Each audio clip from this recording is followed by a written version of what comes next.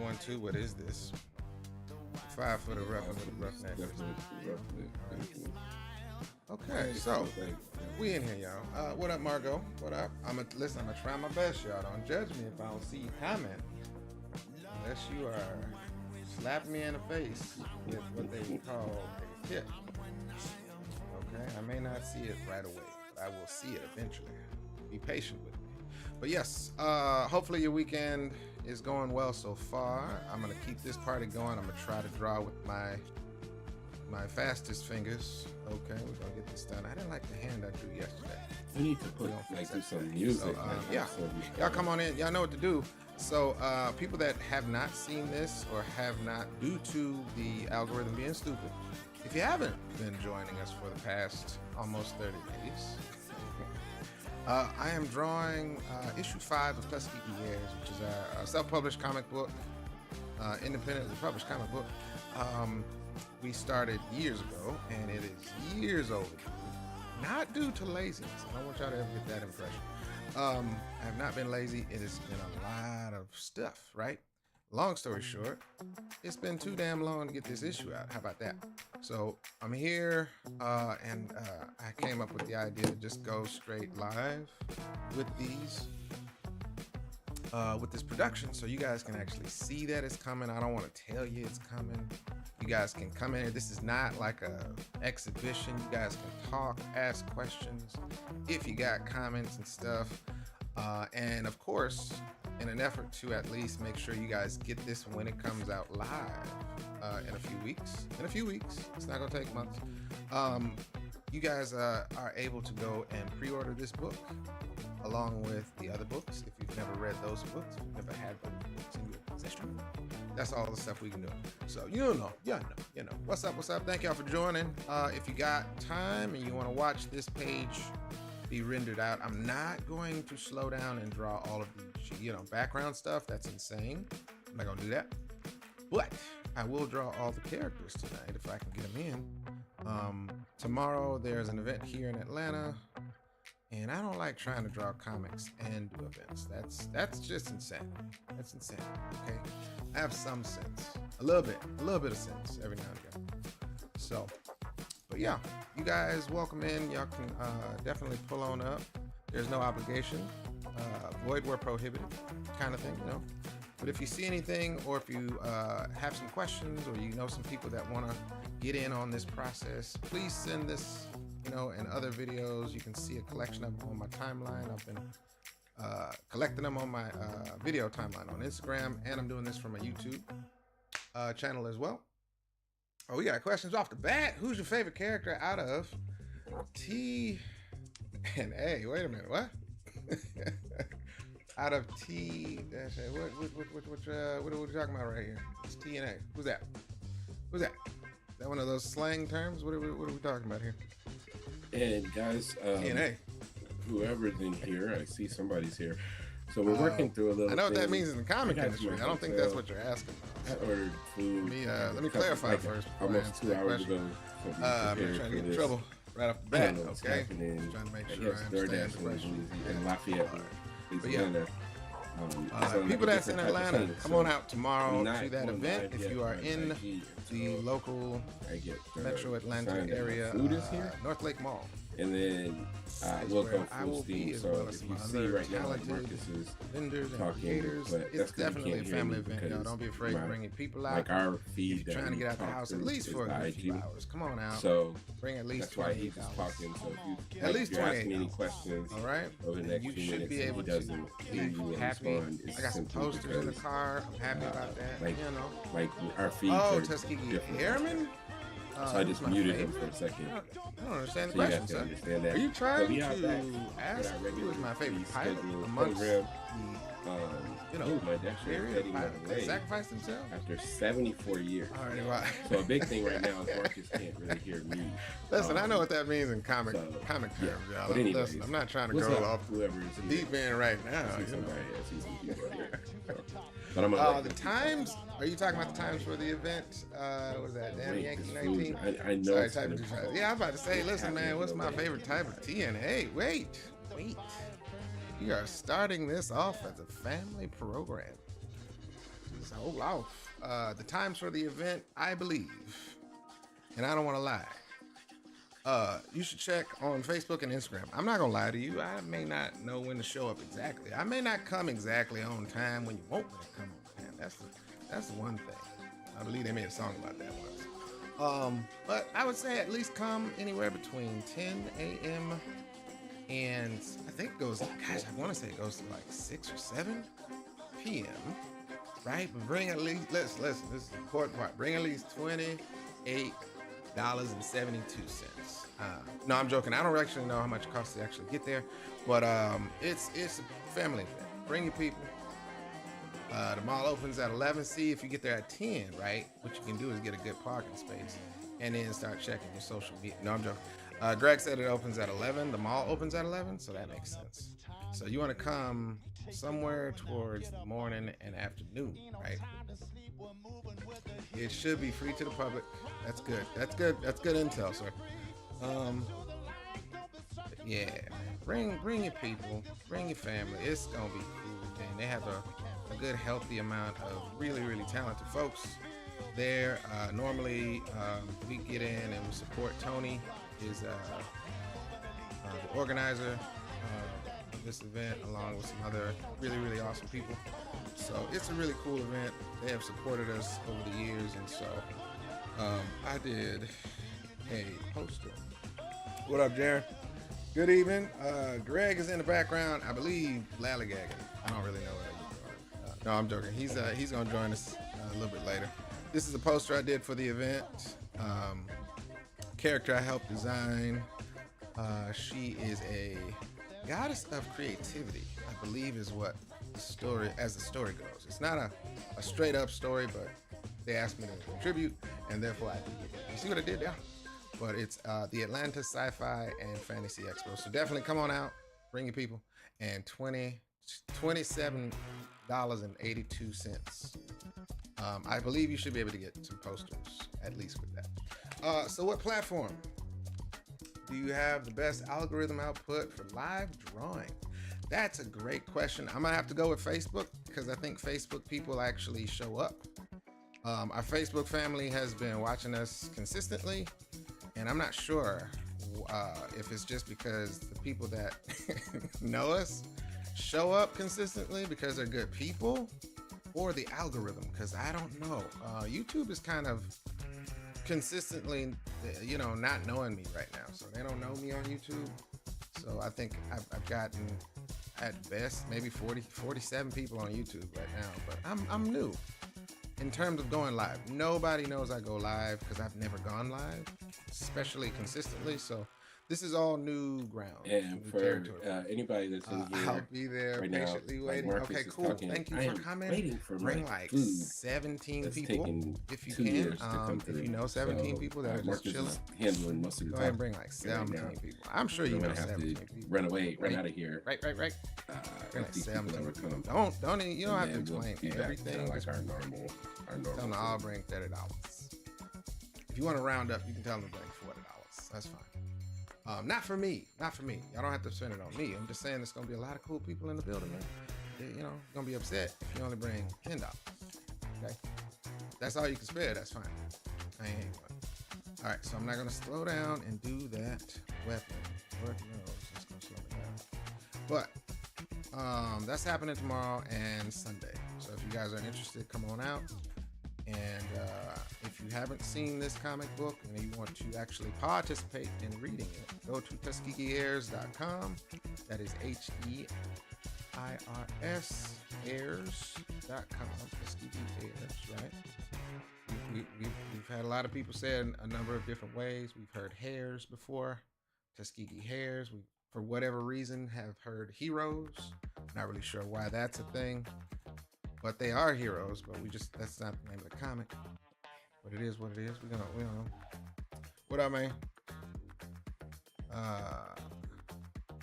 The world is gonna actually get to know it one day. So we're gonna keep the party going. But I'm gonna try to really just kind of focus on straight up characters tonight. And that way you guys can kind of see the speed versus me trying to draw some backgrounds and characters. you'll be able to see the difference. I think you've seen it thus far, but it's just so much quicker, man. It's just so much more fun, more enjoyable, right? Who enjoys doing straight lines? You know, unless you're an architect. I guess if you're an architect, you probably enjoy that. It is. I personally love straight lines because I'm not so much master stick figure. But anyway, we got some good stuff going on this weekend. I'm happy to get on out the house, get some stuff did. Yeah, I know. I think my kids are gonna be able to. I think one of my children has to work at least one of those days. But Derek, what up? Derek in the house. What's up, man? Am I a modern master? I don't know what that means. I'm gonna go with the Last Dragon response. I am no master. Not yet. I believe when I reach the upper level, you know, where the mind leads the body without thought. Okay, that's when I'll be there. All right, and I'll let y'all know if I start glowing. You know, I'll let y'all know. Y'all will see it, I'm sure, but I'll let you know. I was just chilling one night, drawing, and all of a sudden, straight up started glowing. So I guess I've reached and obtained master rank. We'll see. You ever watch those shows, man, and people are like, you know, surprised about powers? Like, oh my gosh, what's going on? Oh. And, you know, they're like appalled that they have superpowers. I'm gonna tell y'all straight up, man. When it happens, notice I said when, not if. When it happens, I'm just not going to be surprised. I'm gonna be upset, a little bit frustrated, mostly happy. Like, what took so long, man? You know how long I've been waiting on these powers? I think Mark from Invincible had the right idea. And his powers manifest. What up, Al? Even gentlemen, back at it again. I can't stop. I can't stop, won't stop until it's done. That's the promise that we're working on right now. You guys will then be able to say, no. Marcus wasn't lying. He went live every damn day, pretty much. And then or any detractors, anybody like that, you can call him an infidel if you want to. I always loved that episode of the animated Batman series when he was dealing with Ra's al Ghul. That dude, Ra's al Ghul's henchman was like infidel. Anytime Batman did something out of order, I always stuck with it. And I'm like, dang, to call a dude an infidel, like, I never heard that insult before. As a young person, I was like, infidel. Had to look it up in the dictionary. I was like, Batman, you just gonna get called an infidel like that, bruh? And then the dude always push Batman. I think Batman tried to walk in front of Ra's al Ghul. Nah, he's not playing hooky. I think he's eating. And I believe it is by law and legal decree that legally we have to let him eat. I'm not eating just a little bit, you know. I feel like that's okay. That I've been waiting for 2 hours. He's in the background. He's the one that started the live on Facebook. So I'm just saying that the guys what I normally do. But because of our he is in the background. He even commented. You can see him in actual chat. If you scroll up real quick, he's in the chat. But I think he probably, you know what I'm saying? He probably spilled something on himself. You know what I'm saying? You know how it is. You're hungry. But yeah, man, I'm not going to be surprised by powers at all. Like, it always got on my nerves, too. I'm like, why are you acting all brand new? You know what superpowers I had. Come on, now. I think the only thing that would mess me up is if I got really, really messed up powers, like the kind I wasn't wishing for my whole life. Or there was like some sort of catch-22 to it. Like monkey paw business, you know what I'm saying? Like you get exactly what you wanted to. Greg, the call is coming from his side. That is usually how it happens in the movies. Something is going down when you're trying to enjoy your food, man. I think the worst one I saw, and this is why I don't watch horror movies. Number one. One of the worst one was The Grudge. I don't know if it was The Grudge 2, but I want to say it was definitely The Grudge. Harold in the house, what up, man? Two brothers, what's up? Alien invasion, tomato monster, Mexican mouth. Wait, just regular brothers running in a van. That's such thing. Yeah. William, what up, man? This is reality TV at its best. Greg taking calls live on the live show. Exactly. You know what I mean? We're gonna get there. The Grudge. How many people? Y'all remember The Grudge? It started with the American one. I know it was a Japanese originally, right? Grudge, scary horror movie, right? Number one, I hate any movie that deals with little kids.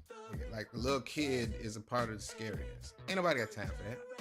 Okay? Why you got a little pale-faced Japanese kid showing up in the corner of the shadows? That's unnecessary roughness to my brain. Ain't nobody got time for that. But I don't think maybe it was part 2, Grudge 2, where the lady is, she's scared, she's coming home from work or whatever it was, and she gets home, she makes it, she locks the door, she gets all the way under her covers, man.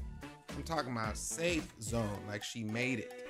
She is under the covers, she is in her house, locked doors, everything, right? Kind of find out the little pale-faced kid gonna pop up from under the covers and start clicking his face, clicking his little voice and stuff. The level of disrespect was off the charts. That's all I gotta say about it. Can't stand it. I was like, you can't break the rules like that, man. That girl was in her bed. Everybody know you're safe when you get in your covers. The level of disrespect, man. That's why I don't like horror movies. Number one, I don't like nothing with little kids as the thing I'm supposed to be afraid of. That's unnecessary. And then the fact that they're gonna just break the rules. That lady was clearly in her bed. So, yeah. That one, oh man, the one that really messed me up. Horror movies, man. And it's still like I still get goosebumps thinking about this movie. And it's not that it's scary. Yeah, I hate people that are like, that's not that scary. Shut up, number one. That's not how horror movies work. It's not really that scary. Americans are really loud. No, number one. That's not how scary movies work. Okay, if you got arachnophobia, okay, and you watch anything with a spider, all of a sudden, you ready to run away from the whole TV. All right, so that is your crux, and that's your thing, right? That's what scares you and makes you start itching all over yourself. I'm not scared of spiders. See what I'm saying? So anything with arachnophobia, I was like, just squash the damn spider. What's so hard about this? Unless it's like the one that, stabbed Frodo. That's a little different.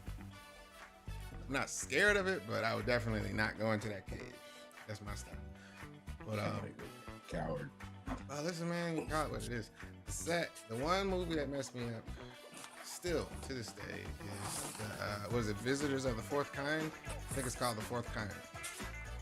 Still to this day, which one is that? Unnecessary roughness. It's about supposed to be a movie about like an actual happening in Anchorage, I think Alaska. Is that the one? That's not the one with the owl. With the owls, it starts off with little white owls. The therapist is, Oh yeah, man. I can't listen. It's not that there's something scary necessary. It's not blood and gore. It's not, some sort of serial killer. No. I watched that movie when I had small kids. Like my children were in pre-K. That movie had a mom, right, who was at her house and aliens abducted her kid and she was trying to figure out how to get him back. And the alien was like, no. The alien in the movie said no to giving her daughter back. I was like, this is some bull. And they had like weird scenes where they paralleled what was happening on live footage, not real life live footage. It was made up like live footage, but I didn't know that at the time. And then they split screened it to where you got to see the movie reenactment. That movie messed me up, man. I went home, cut all my lights on. I think I bought a manual tape recorder because the aliens technology wouldn't disrupt that. It disrupted everything else except the manual, tape recorder. I was like, oh man, they're not getting my babies. I just remember I watched that when I was living off of the satellite, and there was like an owl in the woods, and yeah, man, I can't stand movies, and it's not. So I guess that probably qualifies as a thriller by all definition, since there's no blood and gore or supernatural. I don't know what aliens classify as, but listen, man, I believe that aliens could do everything they did in that movie. All right. Number one, you try to record them on some cell phone or digital thing. Their technology disrupts that. They can phase through walls or whatever, brainwash you, make your memory do something it ain't supposed to. I believe that. That makes sense. But that just means I can't really fight them. That messed me up. I'm like, there's nothing I got. I can't hit him with a bat. Little dude was floating in the bed before he killed his family. That didn't work. You saw the movie at the end. That lady was crying her heart out. Give me my baby back. No. I hated that movie, man. I don't think I will. Right. I hated that. That's the stuff where I'm just like, nope. Turn on all the lights. Ain't doing it.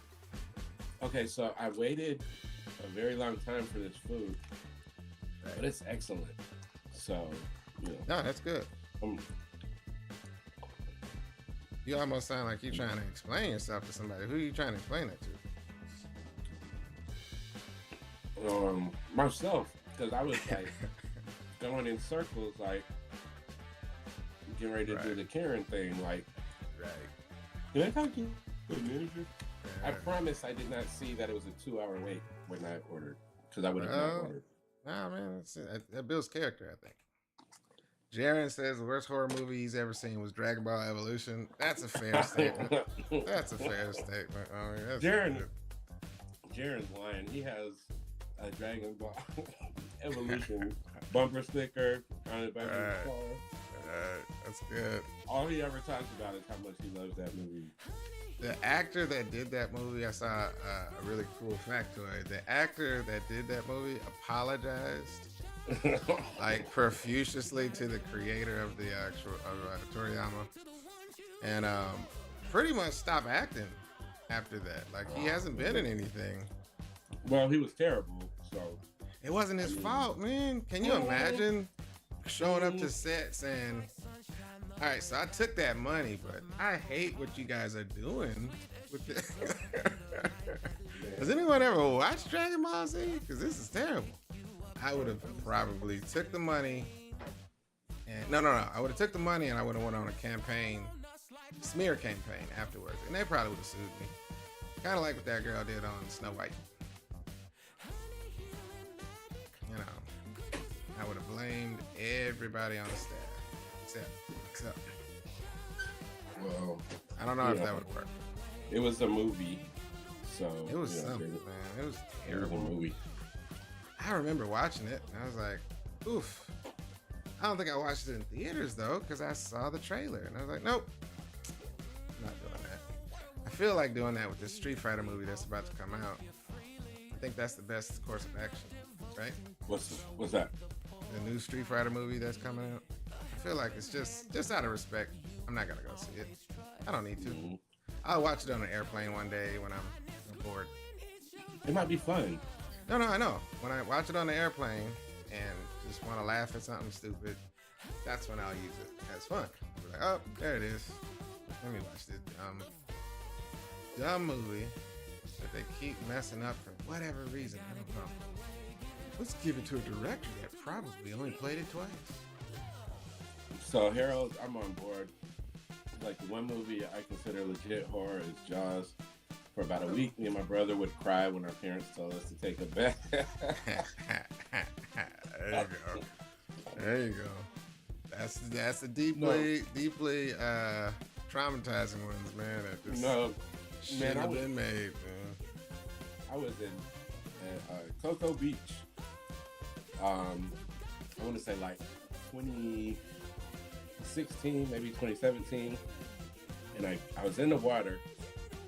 I was just playing around. Then I started like swimming, and when you're like swimming in the ocean, man, it just feels like something different. Like you feel like you're, you know, a sea creature. And then I turned around and looked, and I was like really far because you know the tide be pulling you out too. I was about to say that's the one. That's that. So is it a? I don't think it's an illusion. no, this wasn't an illusion. Yeah, because you really do get like moved. Yeah, but it's a weird phenomenon the way it feels because you don't feel it, but you feel it. Yeah, you know. And so I turned around and I was trying to be cool. And my friend, she was like, "You were swimming good." She can't swim, so she was like, "I was like, oh, he's swimming good." And then she said, "But it was like something quick, and you started swimming fast." I was like, "Yeah."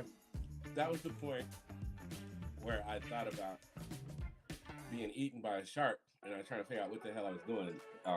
So I expeditiously got back to land because Right. But I actually went and saw Jaws. They had it in IMAX for like like an anniversary. Yeah, and it's still, I mean, just for one, it's just a great movie. And but they talk, you know, I always hear people talk about how there's so few shark attacks, right? But like sharks were vilified so bad after that movie. Mm-hmm. Pretty messed up, and it's like trying to make a crocodile seems like it'd be more appropriate because they genuinely are monsters and dinosaurs, and you can't cuddle with them. There's nothing cuddly about them. They look like dinosaurs, and they'll kill anything that gets in front of their mouth. So unlike a shark where, you know, parameters have to be right for a shark attack. And, you know, a crocodile can come to you like a shark. Sure. Can't really bother you unless you're playing in his house. Yeah. Oh, we got a question. I see William. Yeah, William said, one little small thing I've been wondering all this time. When you do fills, it seems to be a two-step process where it fills with a light blue for black or the other color. Okay.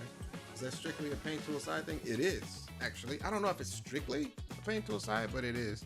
What you're looking at is if I grab an actual sector of the art, right? This is the selection color. I can also paint with the selection. There's a selection tool. This color right here is the color of selection. So if I don't know if you can see the actual selection from here, but yeah, if I go back to the selection, this is the selection color, which is weird. I know. Photoshop doesn't have that bluish, purplish color or whatever it is. It's just a pretty, you see the marching ants going around when you select something. But yeah, in paint tool side, that color is this weird bluish purple. Good question. I have a good question. What you chowing down on, Greg? So here's the thing. I'm doing this convention in Lafayette, Louisiana, and I drove this morning, and I got here, and I was starving, and then it took like 2 hours for this food to actually arrive at my hotel. So I'm eating. I'm sorry, y'all. Right. And it's really good, so I think you guys should be happy for me. Okay. Well, listen, man, I'm never unhappy that a man is, surviving on food. That seems like the best thing I should be happy with. I was like, I'm just gonna try a little bit, but then it's seafood. If it gets cold, Yeah, it's a different texture. So I have my hotel provided bib here. There you go. Some people might just call it a towel. Jaren's been talking about this movie, It Follows, for a long time. I never watched it. I swear for goodness, it's called It Follows. It sounds like a horror. For horror. goodness, if I watch that movie and it's bad, I'm gonna be so mad at you, Jaren. Oh man, it happens sometimes. Has anybody seen It Follows besides Jaren? No.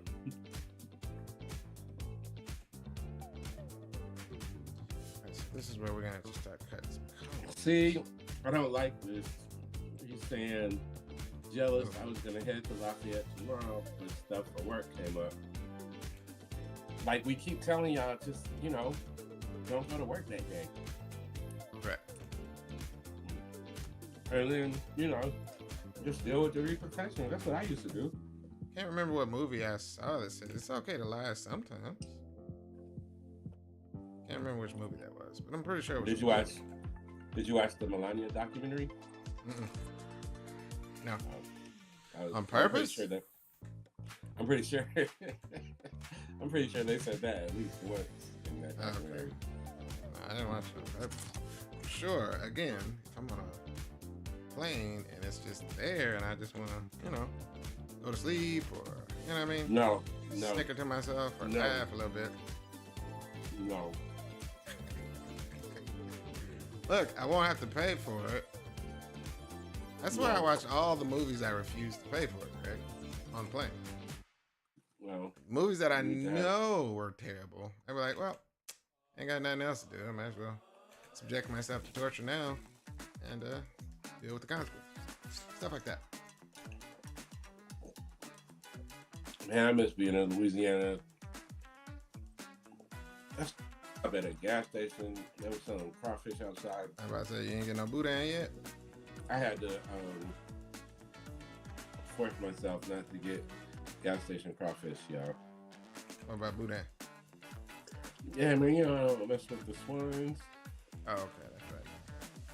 Thought they had a different kind. Maybe it morphed to something. Yeah, I don't trust anything. They ain't got chicken? They ain't got no chicken? I don't trust.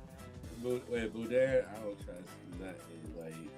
Like, I wouldn't, even way back when I did eat pork, I didn't eat that because I don't trust that. Like, I think it'd be anything, possum, anything. Listen, that's a part of the thing. My uncle was mad at us because we didn't pick up some roadkill. We thought he was joking. My mom is like, he's not joking. What are you talking about? He's serious. He was actually mad. Well, y'all ain't go back and get that? That's good. We're like, haha. Oh. What, for real? Like, yeah, man. We cooked up that. We saw some tortoise on the way here. It was like, oh, man. No, Uncle, we ain't gonna eat that, man. Yeah, he was actually. I already survived having Black Elmer Fudd as a grandfather. That man, no, I love my grandfather, don't get me wrong, but that dude, he tricked us one time into eating beaver. He told us it was Salisbury steak. And me and my sister were eating, and then my dad busts out laughing, and we're like, well, what's so funny? He's like, y'all know y'all eat beaver, right? Like, no. He said it was steak. My grandpa used to hunt. Like, if you would come out, like we would walk out because the backyard was like our play area. We would walk out the backyard and it would be like rabbits hanging from the clothesline. Right. He used to send us duck on the Greyhound. Like he would freeze it and send it and tell my mom, I got a package for you at the Greyhound. Right. It was, yes. See, but here's the thing, man. I'm only upset that because we didn't grow up in Louisiana. My family is from there, but because we didn't grow up, man, in Louisiana, I missed out on hunting, fishing, learning how to, skin a deer from rooted to the. Like, I missed out on all this training. And when the zombie apocalypse comes, I'm gonna have to try to figure this stuff out based on movies or, I'm just gonna go to the grocery store. What? Come on, man. That's kind of what's the point, man. I missed out on my training, bro. ATV. Look, they got all of them have ATVs with shotguns, holsters. You know what I'm saying? They got 4-wheelers with holsters. I'm like, where y'all? My uncle is 50, maybe in his 60s. He came here and stayed at my mom's, and it was at a time when deers, the deer, were out eating. My mom has like a rose bush, and he said, "Man, if it wasn't illegal to shoot," and my mom was like, "You better not. You better not." My that was so crazy. He said, "Y'all just let him come up to your house like that?" My mom was like, "Yes, it's illegal to hunt." Yeah, man. My grandfather is from this little bitty town in Tennessee, and but he was military. Like, he was always going fishing. He would get mad at me, like he would take us fishing, and I didn't want to like touch the worms and all that. I'm like, I don't think I'm cut out for this. You better grab that worm. Grab the worm. I don't want to. All right, you just gonna leave you here. And I'm murdering a worm to use as bait to murder a fish. I'm like, oh, can't I just eat it later? And then he would be like making me help him clean the fish and stuff. Right. See what I'm saying? That's good training, man. It was never fun for me. Okay, but if you retain what you have learned, you can pass it on, right? Yeah. And then when the zombie apocalypse comes, like, you ain't doing that, right? Watch out. Let me show you how to do that. I'll be like, man, look at all these fresh berries on this tree. You ain't gonna know which berries to get. Bro, I was in Boy Scouts. How many years ago? When the last berries you picked and tried to eat? I was in Boy Scouts for 2 months. There you go, man. But you ain't surviving no berries. Man, please. We were outside kids in Missouri. We had berries everywhere. You know, we learned which ones you're supposed to eat, which ones you Come to find out. Watch. Greg said he was in the Boy Scouts. Years ago, but Greg, which berries should I eat? Here, take this Benadryl. No, remember that time we were in Kansas City and those crab apples were on the trees? Right. And you was like, you really can eat these? Bro, we used to eat the hell out of them. It is a part of the world, man. I need to figure this all out. That, and I want to learn how to make my own bow and arrow. All these things are important. Which, of course, takes, actually kill, which is weird. You're supposed to have the tendons from a deer to make a good bow and arrow. And I'm like, that's chicken and the egg logic, man. Which one comes first? Do I catch the damn deer without the bow and arrow first? You gotta wrestle the first one down. I was about to say, the first one is the hard one, because then you gotta. Finally, we're gonna get us a good bow and arrow now. I was like, wait. I guess you have to have a bow and arrow to catch the dang thing first. I don't know. But all of these things, man, I missed out on all of this stuff. Al said I created a comic called Little Al that showed how terrible uncles can be. I second that motion, man. Because my Uncle Ronnie, he used to be like, we're not going to talk about it. We're not going to talk about it. Because, he was trying. I was going to say, man, that's... But I had, like, some amazing uncles, too. Like, I will not lie. Some of the, like, 2 of the best men in my family were uncles.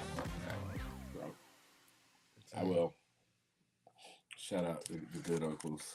Mm-hmm. And plus, we're from a little town in Missouri, so it's like you got all these people that you call your uncle that ain't really your uncle. Correct. I wonder if white people do that. I don't know if Caucasian people do that. Yes, they do. Yeah. Which ones, though? I've never, ever, not once, met that type of, family organic. Yeah, you gotta like in rural areas and stuff. I gotta branch out. Yeah. Okay. No. That's right. You don't really want to branch out. I was about to say, listen, man, I haven't traveled enough, I guess. But I assume I just never got to. Y'all do that too? Oh, cool. The first Caucasian family I'd have met. Harold knows the deal. Crab apples was good. He never cared. We had one lady, she would be so mad in Missouri. because we would be like, yeah, stop taking all like that out of the tree. We're like, this is a military base. This is not your tree. Get out of here. Get off our backs. We hungry. Right. We know if we go inside, they're gonna make us stay inside. Right. That was the thing too. I think that's what made food so much better is because you were literally starving. By the time you street lights came on, you had played outside for, 8 hours straight. Musty as all get out. Correct. Best food in the world, boy. I think that's probably was the reason. And then, when I lived, like the first house we moved to in Louisiana, we had a pecan tree in our front yard. I ain't never have to go in the house. I got the water hose. If I get hungry for a snack, I just crack a bunch of pecans right there on the spot. Killing them. I right back out. expressly remember not understanding why anybody like dry freaking pecans, man. I was like, what is this? Is this like is this what like cave people used to brush their teeth with? This is like wood. What is this? Where's the flavor? When they're fresh off the tree, oh my god. I never understood it. My mom loved them. She was like, when we was little, like, did y'all have salt and pepper or something that y'all carried to go eat this? This is dry and terrible, Mama. What are you talking about? Then again, my mom was from Louisiana, and she also like you just don't. She like pig feet. She like stuff like that. I was like, Mama, no. You could see the pig's follicles on their. No, I don't care how good it is. I can see the hair on the pig foot. No, okay. I don't want to do doing that. There you go. See what I'm saying? It was just like, nope. And she liked grapefruit. That's another weird thing that I think only certain humans. Grapefruit is delicious. What is your problem? There you go, man. See, thank you. Yeah, you like alcohol. So I don't know. Listen, the point is, I think some people destroyed their taste buds to a point where they can enjoy certain things. Grapefruit is one of those. You just have to have a sophisticated palate. Sophisticated as in not working, and I got that. If your taste buds have been destroyed, it's easy to enjoy these things, and that makes sense. But mine are still working. Says the man that used to drink pink milk. That's called, you know what that is? I come to find out that was just a trail mix of flavors. And I didn't really eat trail mix back in the day you go to Target and I was like, hey, look, they're doing the thing that I used to do. And they're charging $7 for it. And I was like, see, Greg up here trying to make me seem like I don't know what I'm doing by combining flavors. I just didn't know to call it trail mix. I would just go to the gas station and make my own eclectic blend of flavors with some pink milk on the side. Hey man, we would like go on a road trip, y'all. Marcus would get like a thing of Nestle strawberry milk, like Doritos. It was like I would be like, oh my god, like your taste buds are gonna be so confused. Nah, man, it was trail mix, guys. I didn't know that was what they called it in the store. and look, Target will charge you premium prices for it. I was like, this ain't nothing but. I got it. I just wasn't calling it what it was supposed to be called. I forgot to add the Reese cup. Right, the whole formula. Boy. I would be like, God, this man tasted the rainbow for real. Correct. And it was delicious, man. And you can't really tell somebody that doesn't want to try. So, have you seen the trend about the whole ice cream and soy sauce? No, I don't want to see that either. All right, well, I thought I wasn't gonna do it, and I had one sliver of ice cream left in my little ice cream container. I got some soy sauce on the counter. I said, well, can't hurt to try it a little bit. Lo and behold, there was no lies. No lies were told. It is actually You just add soy sauce to vanilla Sounds ice cream. like the devil. That's just straight up vanilla ice cream and some soy Sounds sauce. like the devil. Well, listen, man, I can't really I can only show you. I can't force you to do it. Man. Sounds like shaitan. Well, listen, here's the thing. Back in my day, a recipe was told to me that it was black people now. Just to preface, these are black chefs that spaghetti and meatball, right? The meatball in the actual recipe called for grape jelly. I was like, if you put some grape jelly in this meat, I don't know if I can trust you. Lo and behold, that was my foolish, inexperienced brain talking. I thought that this is the dumbest. These are the people that created AI. Like, they just like, yeah, we just gonna do anything. Listen, man, and I fought against it as logically. I was like, why? So now your meat gonna be tasting like grape jelly, and I'm trying to enjoy the spaghetti. They said, trust us, you won't taste it. I was like, that's impossible. I know what grape jelly tastes like. I was eating peanut butter and jelly. I doubted it as much as I could. Lo and behold, it couldn't taste a lick of any grape. I was like, what sorcery is this? Where did you put the grape jelly in? Yes. Like, that's a lie, and the truth isn't in it. I would have tasted it. You can't taste the grape jelly. Most delicious meatballs to date. And I was like, well, no. I can't say it's not alchemy, because that's what cooking is. I never understood how people, would pour alcohol into something and it was like, oh yeah, it burns the alcohol out of it. What? How is that possible? Science. Exactly. So that's why I was like, listen, man, I'm sorry, I doubted you. I didn't think that was possible. But you can delete the flavor of something like, jelly. I didn't know that was a thing. Cool. I'm gonna put them closer to each other right there. All right. Now, I'm not gonna slow down and do any of these backgrounds because I'm just kind of blazing through this. That way we can actually get all of the characters. I gotta get Rodney these pages, but I gotta draw that weapon on page 11. Yeah, I saw he was like, "What's up with the pages, man?" Correct. And I know he wants to just kind of go through multiple, and he's been doing that. So I'm gonna get on it tonight.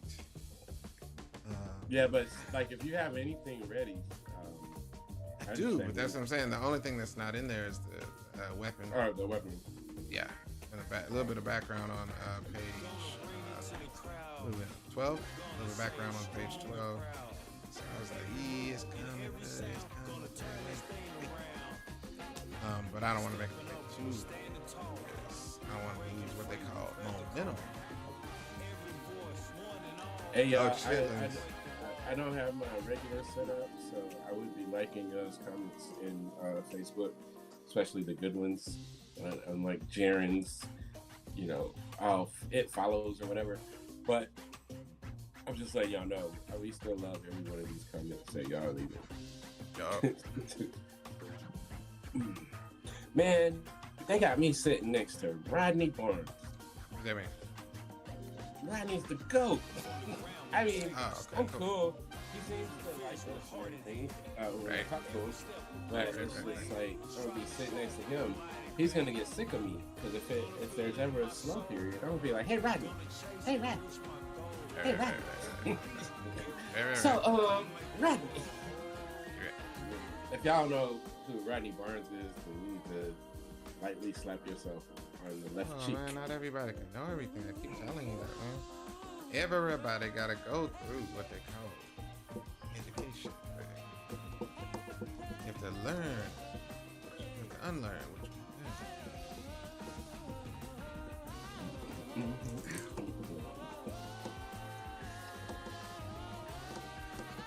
we got some good stuff. The month is just flying by. It is. Sick of it, man. I'm like, listen, I know I was warned about this. Time is just gonna kind of skate by, but it's actually not even funny no more. Like, slow down, bro. Yeah, the older you get. Can I get like a week that doesn't feel like 2 days? No, you can't. becoming wholeheartedly unfunny.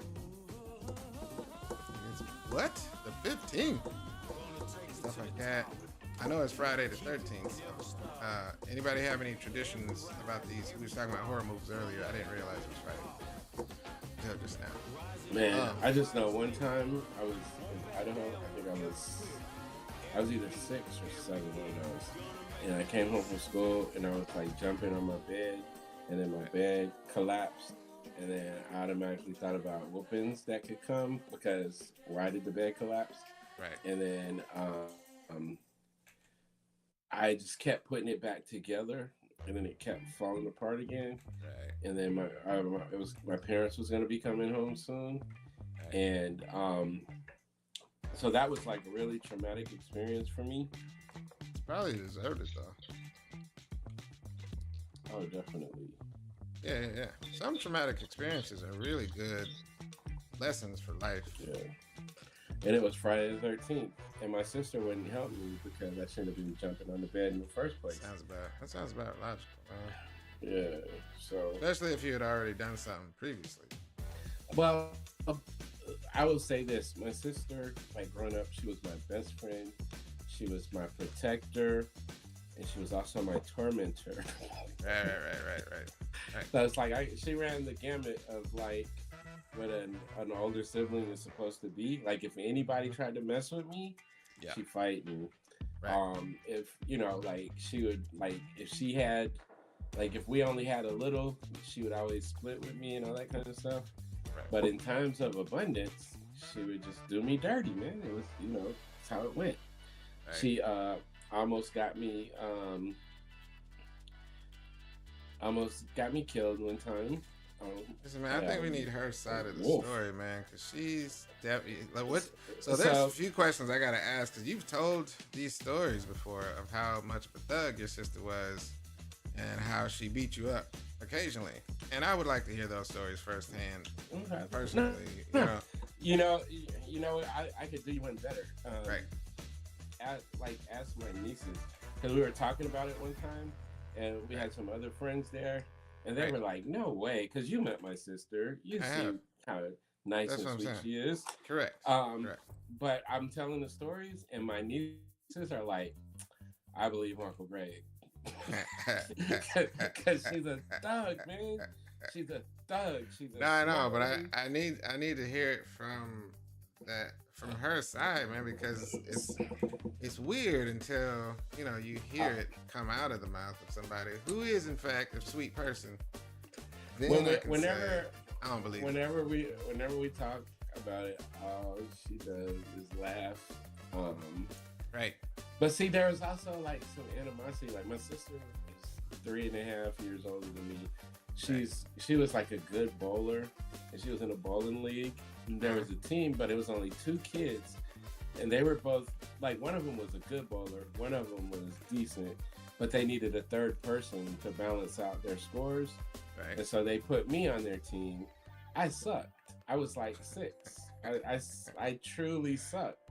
Right. And but because they were good, we ended up beating my sister for the championship. So I don't know if you've seen those trophies at my mom's house because my mom still has them on the mantle. But every time I'm like, yeah, the champ is here. And then she's like, and she was like the best on her team. Right. So she's like, yeah, you sucked. Right. So I get to throw that over. But then that just breeds more animosity. Right. What's up, Tim? We got a legend in the house. Another legend. Tim Fielder. What up, man? Tim Fielder, yes. What's going on, man? Thank you for coming to our little show. And then we got another legend in the house. Some people call her TK something on Instagram. We call her Teresa. She finally made it with listen, she's out there fighting crime. She lives in Atlanta with us, y'all. So she's made the hard choice to be a vigilante. And it's a lot of work. I understand that. So when she does make it, that's great. We appreciate it. Got a lot of crazy stuff going on in the city, man. And, I stay at my house all the time. And it's like I can't really afford to be a vigilante right now, but she takes on. Teresa. Always be in the streets, You man. know what I'm saying? A heavy mantle of being out there when they doing, donuts in the middle of the street. She out there. That's a lot of Like work. what? I like what William said. He knows it. That's what older sisters are for. No one else Right. can mess with you, but they give you pure hell. Yeah. Exactly and precisely. So yeah, it was, Comic Ben podcast said love Rodney Barnes Monarch until the ending, unless there's another volume coming. I just love the way he wrote that because he like one of the things. Yeah, I'm sorry. There's certain comic book writers that I stand and I have no problem admitting it. Rodney is one of them. He's so versatile. Like he can write, some Star Wars stuff. Like Philadelphia is just like a whole nother level. But then like I like Monarch. I like the simplicity of it. I like stories like that where it's like it leaves a lot. It lets you fill in the blanks. And I just really loved the style of how he wrote that. I used to think he wasn't a real person. I'm not gonna lie, y'all. But I've been around him enough times to know he is a real human. He is real, man. So we think, we haven't seen him bleed, but right. He could be a robot. He can still be a robot. He's so freaking good, man. Like I always say, like maybe we should ask this. If I had like 3 people who if you said I had to go live on an island and I could only get books from 3 comic book writers, it would be Rodney Barnes, David Walker, and Gail Simone. And I love Kirkman, I love Scott Snyder, but those 3 that I named, those are the ones that like I'd be like, how you have your face be sore from smiling. That's how I am when I read those. I just be like, oh, but then I gotta get Stephanie Williams. Okay, I would have to have 4. I was gonna say, man, you gotta. It's a tough decision. Al trying to get me kicked out of this convention, talking about asking for a lock of his head. No. I gotta be professional, man. Professional. Why they kick you out, dog? You don't want to shut up. Remember Dave Chappelle? Shut up. Right. Let's see what Gail's in. Gail is a master to me, character development, but then also dialogue. Like, she's got it just like naturally flows these punchy lines. You know what I'm saying? It sounds like, how you read, and Harold, I know we talk about this, like when we're working together, it's like, do people really talk like that? And I know me and Marcus, we always talk about that. Like nobody talks like that. So it's like making that. It's like she stays in the pocket where it's like the lines are so punchy. I'd be like bars. It's a real problem because it's like I don't think anyone solved it all the way, and I don't think anyone can solve it in a way that doesn't break the multimedia barrier, which is some dialect is actually never meant to be really read. It just it's not for that medium, and it's okay. It's frustrating because the only other thing you can do is just make some broken English of some stuff. You have to read it. You have to read it the way it sounds at best, and then if it doesn't work, then what do you do? I had an editor change my "I'ma," like how you say "I'm gonna," or we say "I'm gonna beat you up," whatever. Like in the South, you don't say "I'ma." So I'm going to. No, but I'm saying like when you say like if you told your kid right now I'm gonna whoop somebody if they don't do the dishes. You don't say I'ma whoop somebody. You say I'ma, right? Yeah. So I spelled it OMMA, and then they changed it to IMMA, and I'm like, yeah. Right. But I couldn't do anything because it already got printed. I'm like, yeah. Right. Such is the way. But that's a tough thing. But I've written it, and like even one time my brother was like, "You spelled that wrong," I'm like, how can I spell something that's not a word wrong? I wonder, do I got to pick my son up at 9? So I checked. Oh, you don't even know nothing. I think he said 10. But he's So never that worked means- at 10 before. Right. Like, I'm like, did he say 10 or 9?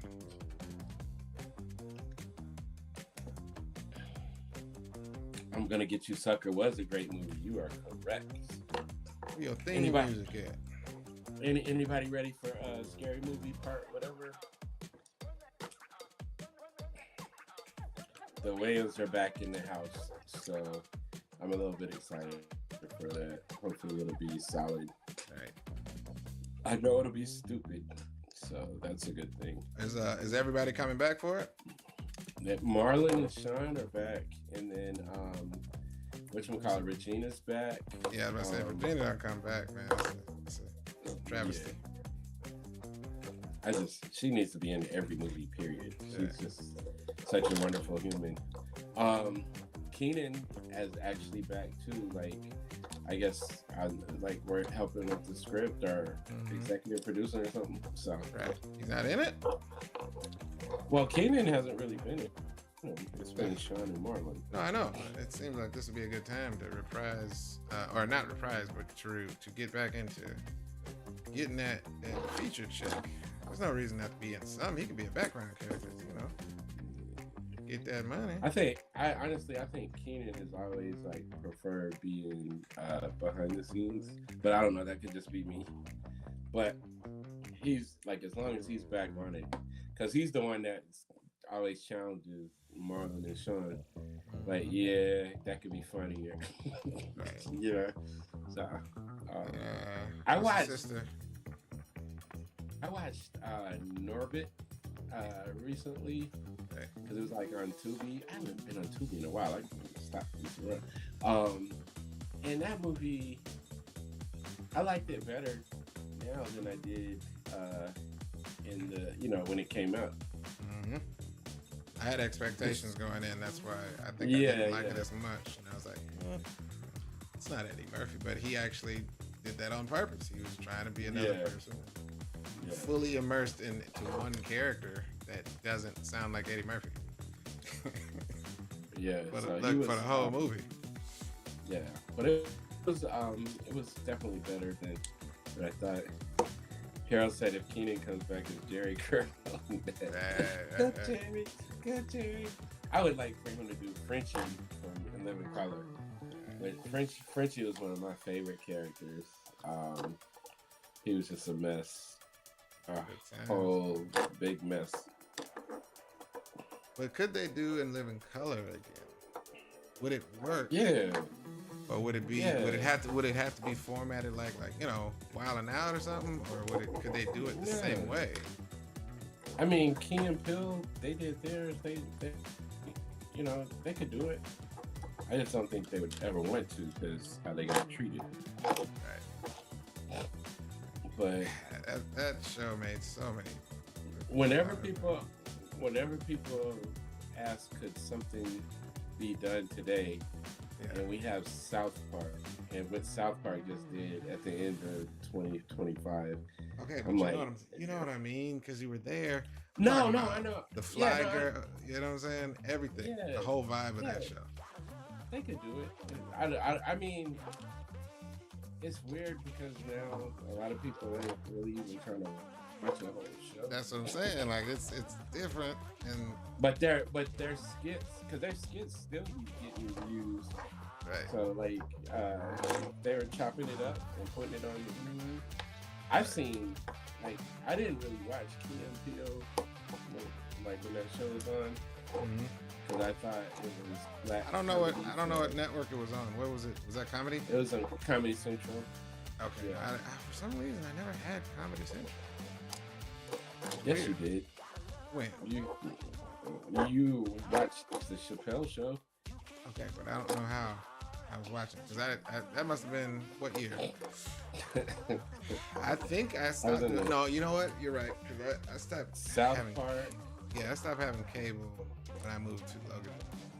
So we was watching public TV and anything else that was pirated. When Avatar came out, I got the pirated version of that. I watched that multiple times. Roosevelt, what's up? Real comic OG, indie comic Roosevelt, what up, man? In the place. Let's see. This is fun. I'm also. It's like I started this week delirious and I'm ending this week delirious, but it's for good causes. You know what I mean? If anybody is in Louisiana, anywhere, I need you to drive as long as you have to come to Lafayette this weekend. Not for me. I was gonna say, but you're offering. But for this comic convention, I need you to swing by, say what's upper. If you're in the Atlanta area, you need to be checking Marcus out at the Atlanta Sci-Fi Expo. One, right here, Atlanta Sci-Fi and Fantasy Expo. It's the poster I did to commemorate and celebrate. Hey man, let me have that poster. I got him in the car. No, I want it right now. Okay. Fax it to me. Hey, I sent you my that little thing. Can you post that? Show that one time real quick. I sent it on the messenger. The little thing, the graphic it did for me for this convention. Oh, there you go. And then I need you. Yeah. On Instagram is showing, but not on Facebook. No, I posted it in Messenger. I sent it to you. I'm looking at it on Instagram. You want me to share it to Facebook? No. Oh yeah, you can if you want to. If it's not too hard. That's what I was about to say, man. You want the people to see it on this Facebook Live right here? Sure. And then I was gonna post both of those. I need yours because I was gonna post both of them on Instagram. Y'all forgive Greg. It's actually pronounced Bofo. Right. He's trying to be proper and everything. Y'all see what he looked like. He looked like you know, see the title there? Was that March 14th through the 15th? Oh, that's what the dates are? Yeah, oh, this is yeah, that's me. So yeah. There you go. I'm holding Robert Jeffrey's book, but I feel like people was like, you did that book? No. Shout out to the homie. There you go. How we roll. I didn't pick this image. It's man, cool. You'll never be picking your images. Well, no, it's cool. Like some conventions, they just go and get this stuff they need. You know how we have the conventions that's like, can you send me a headshot and email? Yeah. They'd be like, no, just hey, does this look good? And I'd be like, yeah. And I didn't even realize the book I was holding at first. Right. But shout out to Robert Jeffrey. Check him out. He's the homie and he's good. Right. William Mr. Pitts, go ahead. Greg, I'm sorry. Oh, I'm sorry. William was saying it'll be like the Arsenio reboot, talking about In Living Color. They can bring it back, but the old magic would be lost. Well, they're old now anyway. But yeah, I think a show like that could work. It would just have to be like new blood. Mm-hmm. But who's funny like that though? I was just about to say that's the thing with new blood. you get like Wildin' Out, right? No, Wildin' Out is trash. But that's what I'm talking about. That's what would make it sad. Is to be like, they new people like that show. And I'm like, I see what they're trying to do. It ain't in living color. Them kids don't have no taste. That's all. Correct. All right, Tim. Thank you. Thank you for stepping in. I think it's time to give a quick disclaimer. We do have the pre-order for issue 5 running. I'm about to share this here. Website is scrolling. It's just TuskegeeAirs.com. You can actually go to the campaign page, like the pre-order campaign page, and it's got all these different packages. You also, one of the most frequent questions is, can you mix and match? Yes, you can order anything off that website that you want, however you want it. You don't have to necessarily stick to the package. I've seen some people, I guess, who are just kind of finding out about us, and they're ordering issues 1 through 5 plus timelines. That's a nice one. That's a very nice one. So yeah, but it's all up to you guys. Y'all can do it however you want. And shout out to all the people who've already, you know, already pre-ordered, and the people that are sharing their faces off. We see you and we thank you. I wanted to talk real quick, man, because I was like on my ride home from BlurredCon. I was just looking and seeing like how vibrant, how fruitful that, you know, like our area was. And I was like, you know, like one of the things I think both of us, when we started on this indie journey, like one of the things was we wanted to make sure that we leave the space better than we found it. And I'm not saying it was like everything that's happened is because of us, so please don't take it that way. But I just I think about like a lot of the stuff, and I don't like to toot my own horn, but I think about a lot of the stuff that you do, like when, you know, people come to the table. If y'all haven't seen us at a table, our table kind of turns into the hangout spot a lot. But partly because we are like freely sharing so much information. And so I think about whenever, like, it's like if somebody's like, hey man, do you have any tips for an artist? And I'd be like, yeah, talk to this man right here. And, you know, so I just think, and I saw that not just from us, but there's other people that are on that same kind of time, where we're sharing information, sharing hacks. Like, what have we always said? We like, if we can prevent somebody from having to go through, you know, some of the trash that we had to go through when we were younger, like we can tell you right away. And so I thought of, I won't say the name, not because it's embarrassing, but I just don't like name dropping like that. But a really cool guy that we know, he was showing me, he started working on his like his comic, and he's like, Greg, I want you to look at the pages. And so I'm looking at the pages, and I was like, this looks good. And he's telling me the story. His idea is like mind blowing. And so I'm like I kind of cut him off. I said, are you doing this as a comic or a manga? Like, where do you know? And he was like, I haven't decided yet. And I said, you need to decide, because you need to figure out what dimensions you're going to be printing. So you can, you know, so you can format, you can do it right away instead of having to maybe scrunch it or stretch it. And he's like, man, I never would have thought about that.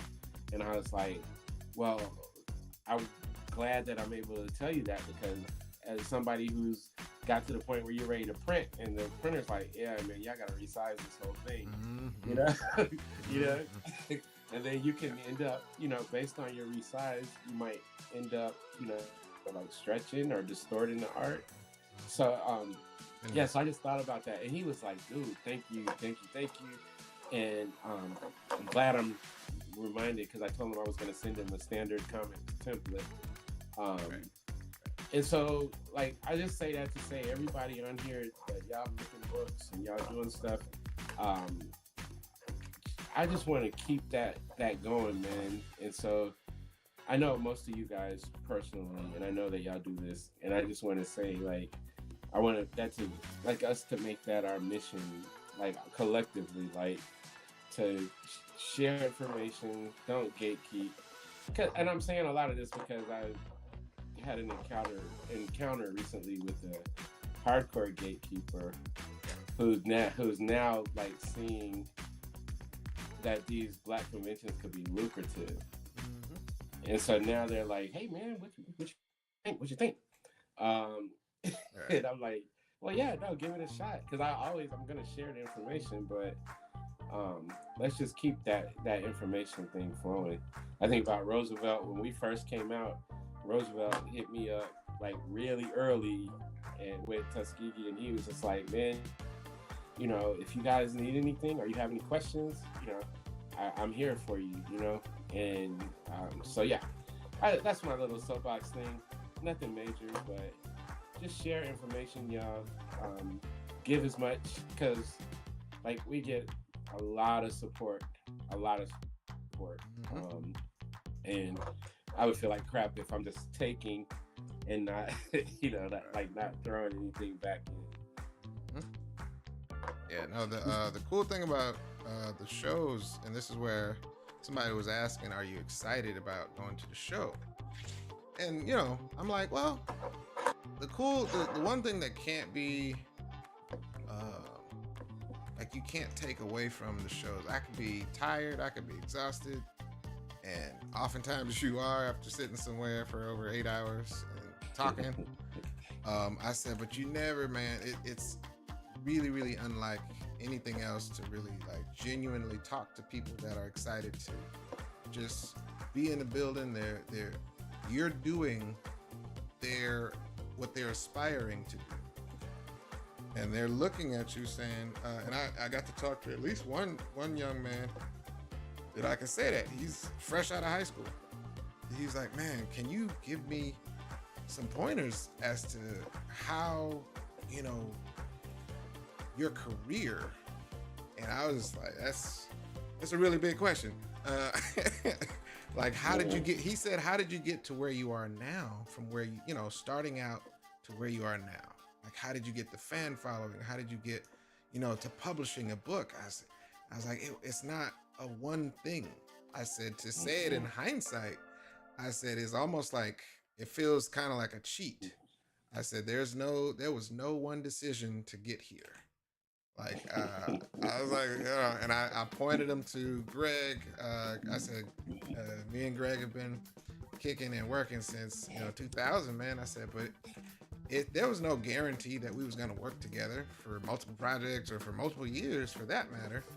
I said he was looking for an artist. I was an artist. Our mutual friend hooked us up and sat us in the same space, and that was in hindsight, neither one of us could tell all of the stuff we was going to get into creatively, all of the problems that we agreed on that needed to be solved. That's the kind of stuff to where you can't know. So I was like, I'm gonna tell you what I did, but I can't. I don't want you to take it as some sort of roadmap. I said there's so many things I should have had a hard time doing. I didn't apply to work for Cartoon Network, but I got to draw a Powerpuff Girls comic book at age 19, fresh out of high school, no application, you know what I'm saying? I said, but the art director was the uncle of the girl I went on to marry, but I went to high school with her, so I got a foot in the door unknowingly, because that wasn't my goal. I wasn't like, hey, what's up? Where your uncle at? She was like, are you still drawing? I was working at the movie theater. I was like, dude, none of the stuff I'm about to tell you is a roadmap, but I can tell you, the things that I didn't have, you guys have. You guys have social media. That didn't exist. I said, if that would have existed, we would have probably have learned a lot. We didn't have YouTube, Google, any of that stuff. Right. I was like, so yeah. Remember when lynda.com came? Yeah, man. Yes. I learned how to video edit. We was on that hard. Right. And now you can just put in how to do blah, blah, blah. And it's gonna come up on YouTube. Sure. I typically tell people about I don't call them failures, but those road bumps that we learned from. Right. Because like you said, no story is typical, right? What if I would have found somebody else to draw my comic? Yeah. Or what if Nick would have brought somebody else over to my house? Just that very simple thing means that there's a chance that Tuskegee Heirs never gets made. Right. Broken Glass, all these different things. So it's I try to tell them about the the stuff that us selling a bunch of books but losing money because we were printing them at Kinko's. How important it is to learn the business side of stuff. So yeah, it's but Al said, I love lynda.com. Boy, Lynda.com was all that, boy. Marcus was like, I was on that Marcus was thing hard. Like, yo, you need to go to lynda.com. I was like, what is that? What is that? He's like, no, it's not what you think. It's good. It's like, and literally, you can go out there and learn everything. And I think, like, it was optional if you wanted to leave money or whatever for a lot of stuff. Some stuff I think was like straight up paid, but yeah, man. So it's like they get, you know, like us. Like, can you imagine, you know, in 2000, if you would have been able to go to, you know, Dragon Con or somewhere and see some people that look like us? We'd have been like, oh, this is really, really real. Like, this ain't just a dream. This is really, you know.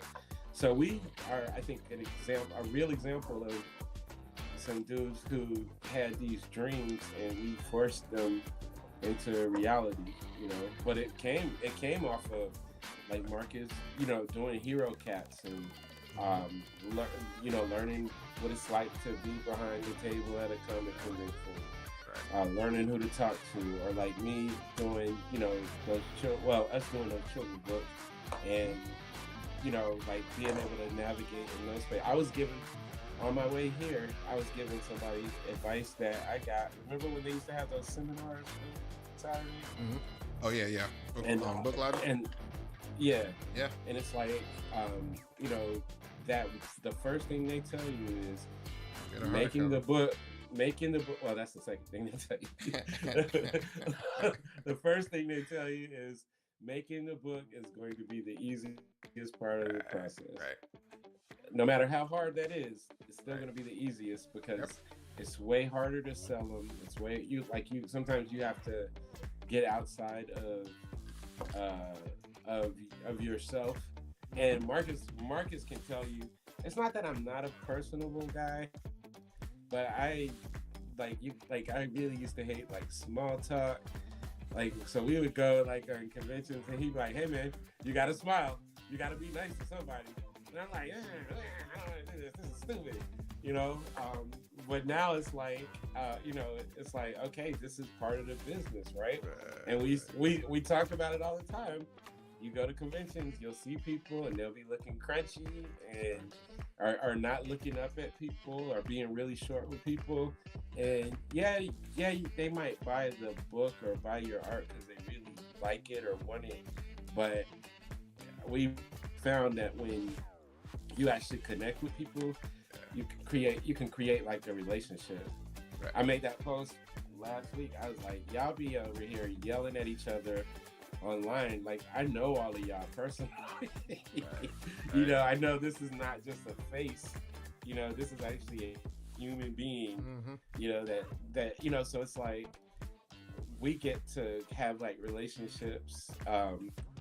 Today somebody hit me up. They was like, man, you need to try this the Blurt over their convention in June. And I was like, oh yeah, I did that a couple years ago. I'm waiting on something, but if I don't get that, I'm gonna hit Micah. And he's like, you know Micah? Like, yeah, man. Like, we know these people. We rock with them. Marcus is doing art for people. Like, we know these people. Like, we hang out with them at shows and stuff. So, that's another part of it. It's like, you know, being, you know, in front of the people that you're trying to actually deal with really helps. You got to start working on a behind the scenes before they starts, because like literally, man, like, yeah, we got to, because it's gonna be like, think about that for real though. Like you said in passing, but seriously, alternate reality of me and you and not working on any of this stuff, man. I definitely could have gone a couple of different directions, but I knew I wanted to do a comic. Mm-hmm. I had never done a comic book for anybody except for in my sketchbook or something, you know. And so meeting you at the time I did, like literally, I fresh out of high school, bright-eyed, bushy-tail, you know, and you saying, hey man, you know, can you do comic? I want to do this comic. I'm like, that's exactly what I want to do. Cool. And then I mean, like, all the way through, like, so I'm pitching the thing to you. Like, Marcus just came to my house. I never met him before. He sits down. He seems cool enough for me to let in his house and let in my house. And so he showed me the art and stuff. I'm like, oh, this is fresh, And so I was like, because I kept getting catfished. So I was like, could you draw something like right now? Like if I give you a description for the character? And he's like, yeah, sure. And so he just starts going. I'm talking and he's going. And I'm starting to tell him more and more about the story. Because, back then you think like, I can't tell anybody the story because they steal it. Nobody let your story in. But, I'm telling him like these little parts and he just starts cracking up laughing. And I'm like, oh, I didn't even have to go hard on explaining this. Like he already, so by the end, he's like laughing like, oh yeah. And he's drawing and I'm sitting over his shoulder like this. See, now, wait. Now you gotta preface this. Listen. Greg knows intimately what I'm about to say is true. Do you know how many people I've done work for where their idea is doo-doo butter? And I'm listening to them tell me their ideas and I'm like, I could do it. I can do it. You sure you want me to do that? I mean, maybe, oh yeah, no, it's gonna be dope. And I'm listening like, this is not dope at all. This is trash, man. Yeah, but he's saying it in passing, but just that piece alone. Y'all don't understand how many. Greg was with me when I was doing when I was doing logos, when I was doing business cards, album covers. Oh my God, it was some of the worst ideas ever. I wish that I could have recorded the time Marcus called me and stayed on the phone for like 2 hours complaining because somebody wanted him to do like a hip hop Jesus. Oh my gosh, man. And was dead serious and passionate about it. I was like, this is the worst idea I've ever heard. And I told him no. Like, that was when I was fed up, though. Like, at that point, I was like, nah, I don't care how much money you give me. This is terrible, man. No. Because he was like, hell, man. He was like really excited. I was like, all of this sucks. It's like, the disciples are like, you know what I'm saying? Like the Crips and the blood. Nope. I don't want to do this. And by that time, but you see what I'm saying? Just what Greg said. I genuinely was like cracking up. Like, this is dope. This is actually funny. We had similar, senses of humor, enough so that I could laugh at the concept. Greg didn't have any stuff to show me. He was just talking about what he was frustrated with and what the character was frustrated with. I was like, yeah, that's dope. Okay, cool. And then, lo and behold, anytime you get me into a situation where I'm actually genuinely, like, creatively turned on, like, oh, that's actually dope. You know what'll be dope, though?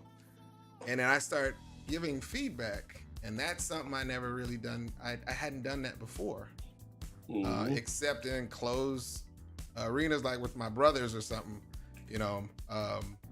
We would talk about stuff that would be funny or dope, because again, we watching Living Color, Eddie Murphy, stuff like that. So comedy, and even thinking about this in hindsight, God, you could have your whole story could have been trash, and I would have been like, I could do the comic, but man, I don't really think this is funny. And I probably wouldn't have said nothing to him.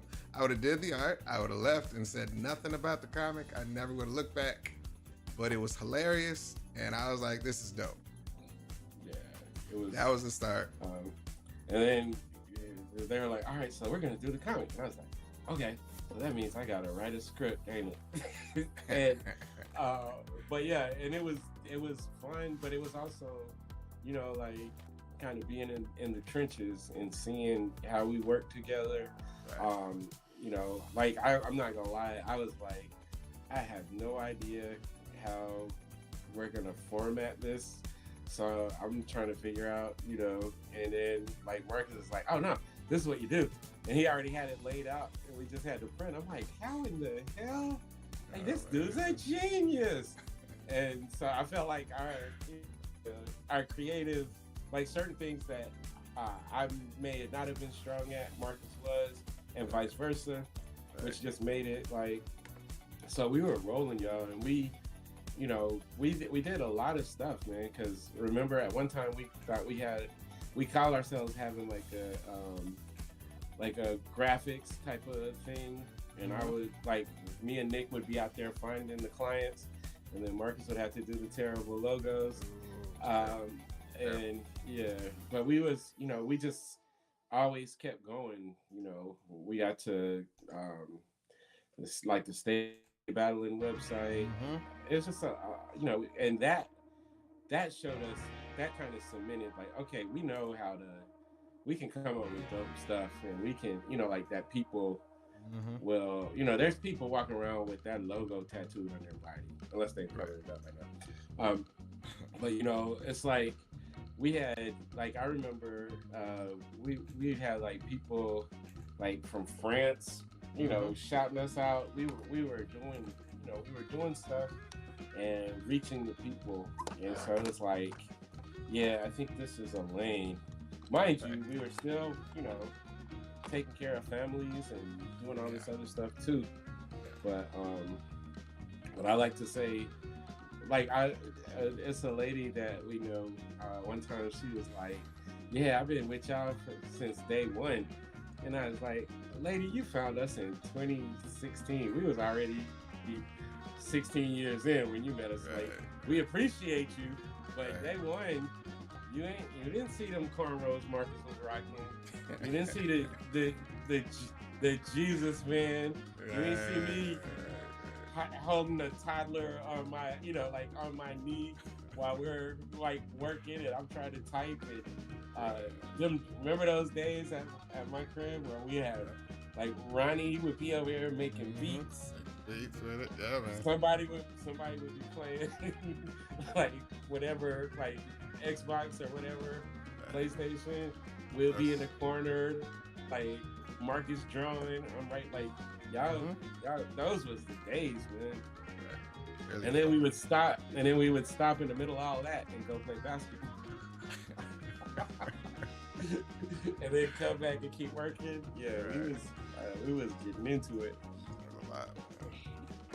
Yeah, man, that's the stuff to where the alternate reality of that. We got a question. I can't even speak. What we got? Is DragonCon the event you guys look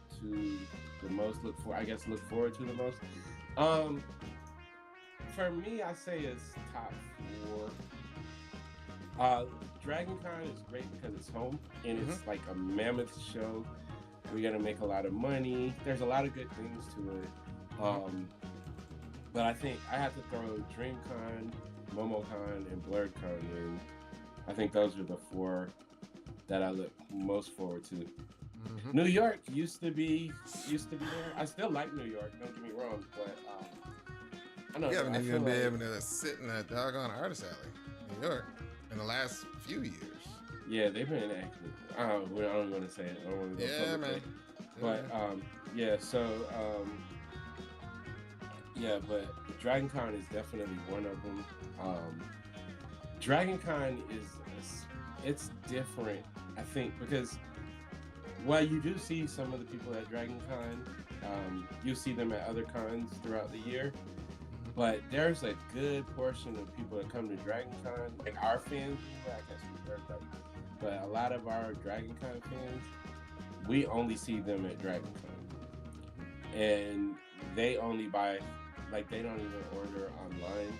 They won't. I'd be like, you could order. No, I need to get it from you guys. I need it signed. Take this picture. You know. It's an annual like tradition almost. Yeah. A lot of the people that attend DragonCon, and they have like memberships that are lifelong memberships that people buy, and so they come into that no matter what. Yeah. Like I literally the year before last, I think I may have only had 2 new books. And when I tell you I got yelled at like a lot, because people are like, come on, man, I come here, you know I'm gonna spend $100 on you. You need to have more stuff. I'm like, you're right. So last year I had like 5, 6 new books, and And they were, thank you. Take this money.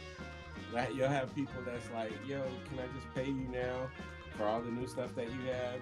And then, I'll pick it up on Monday. That's a Dana comment. Dana's Dana's like, and she's been bugging me for years, and I just don't know how to actually make it happen. Marcus, do you have a subscription where I just pay and you just send me the new posters? I was like, I'm not gonna do that, Dana. Number one, I don't really have a schedule when I produce. It doesn't matter, just put it. I'm like, Yeah. When I do figure it out, I'll figure it out and give it to you. I'll get you. Yeah. Until then, no. Yeah, Dana's like that. Yeah, Dana's definitely like that. And there's a few of them. The panels. I don't know if y'all come to Dragon Con. We do a WTF in comics panel. It's a late night panel. Do not bring your children. Every year, I hope Sherman is here because he lives here. But anyway, every year Sherman is the moderator, and he always tells people, if you have kids in here, you probably want to take them out because this is not appropriate. And every year, somebody's like, you can take it. And then like 3 minutes in, they're getting up and walking out. It's like, we try to tell y'all. But when I tell you, like, first of all, it's a late night panel, but we always have like 75% of the, seats filled. And it's just fun. You're gonna crack up laughing. We have comedian. We have like some really. It's just fun. So, anyways, if y'all come to DragonCon and you don't come to my panel, I'm gonna find you, and then I'm gonna be like, "Why didn't you come to my panel?" Right. You can answer the questions probably. They they were probably thinking they were gonna get threatened harder than that. Right. But It is what it is. And speaking of questions, anybody have any other questions today? Because we've been just Teresa having a good old. Hilarious. She says, "Doo-doo butter." Quote by Marcus Williams. Listen, it was. That's the best way to describe it. That's the most appropriate way to describe those ideas. They were terrible. Oh yeah, Teresa said that music panel we did last year. We did like a hip hop, I can't remember if it was comics or it was animation all together, but that was a really good panel. Yeah, it was good. If I do say so myself. Well, Teresa said it, so we didn't really have to. Right. But yeah, Dragon Con is a time. It's taxing, I will admit. MomoCon is also like 4 days. We're talking about 4 days. Yeah. Remember I told you it's like you got energy, but 4 days of doing straight up like you're like we're sitting there, I try not to eat too much so I don't get the itis. But you're hungry to some degree. You're tired, and by the 4th day, man, what? So tell me what this book is about, Greg. Hey y'all, that was so serious. I got a banner printed where it has like the elevator pitch on it. So when we get to that point where we can't, like where we're exhausted, we just like point, say, "Can you just please read it, please?" Yeah, it's actually on the back of this book if you want to check it out. Yeah, that's it. That's it. Yeah, that's all of it.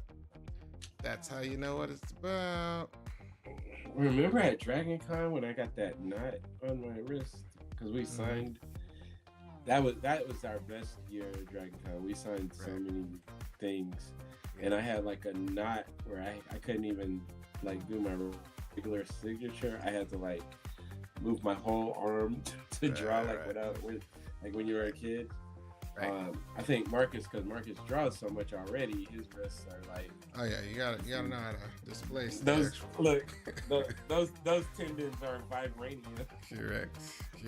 After you learn how to, you basically kickboxing skills. You have to kick a couple of trees. Your shin is pretty solid. I didn't know that I actually did have like a pad. They call it an artist pad, but it's like right here. I'm not giving you out a thing, but it literally, I hold my pencil like this, right? Mm-hmm.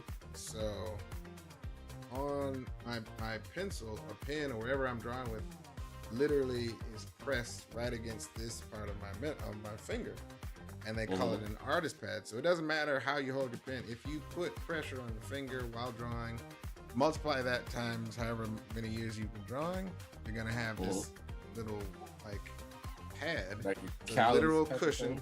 It's not it's actually a cushion. It's not hard. Well, but I guess it may have been at one point, but mine is just it's a deformed thing where I didn't know it was there until somebody pointed out. They was like, what are you right-handed or left-handed? I was like, right. I was like, where's your artist pad? I was like, you mean my walking tablet? They're like, no.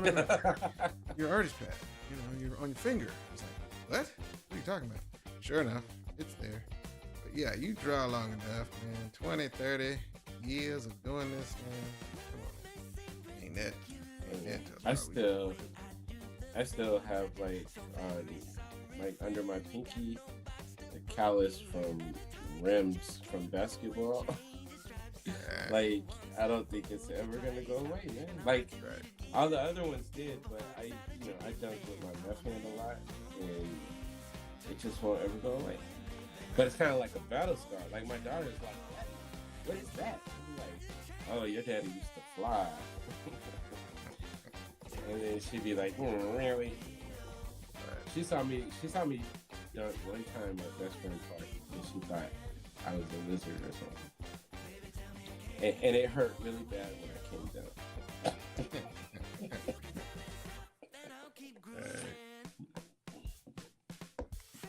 But you got anything for the baby.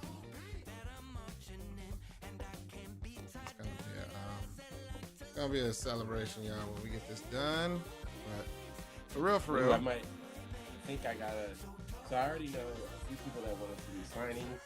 I think we're gonna like tour Atlanta, do signings, but we might have. I think we got a place to do like like activation, which a little bit more entails.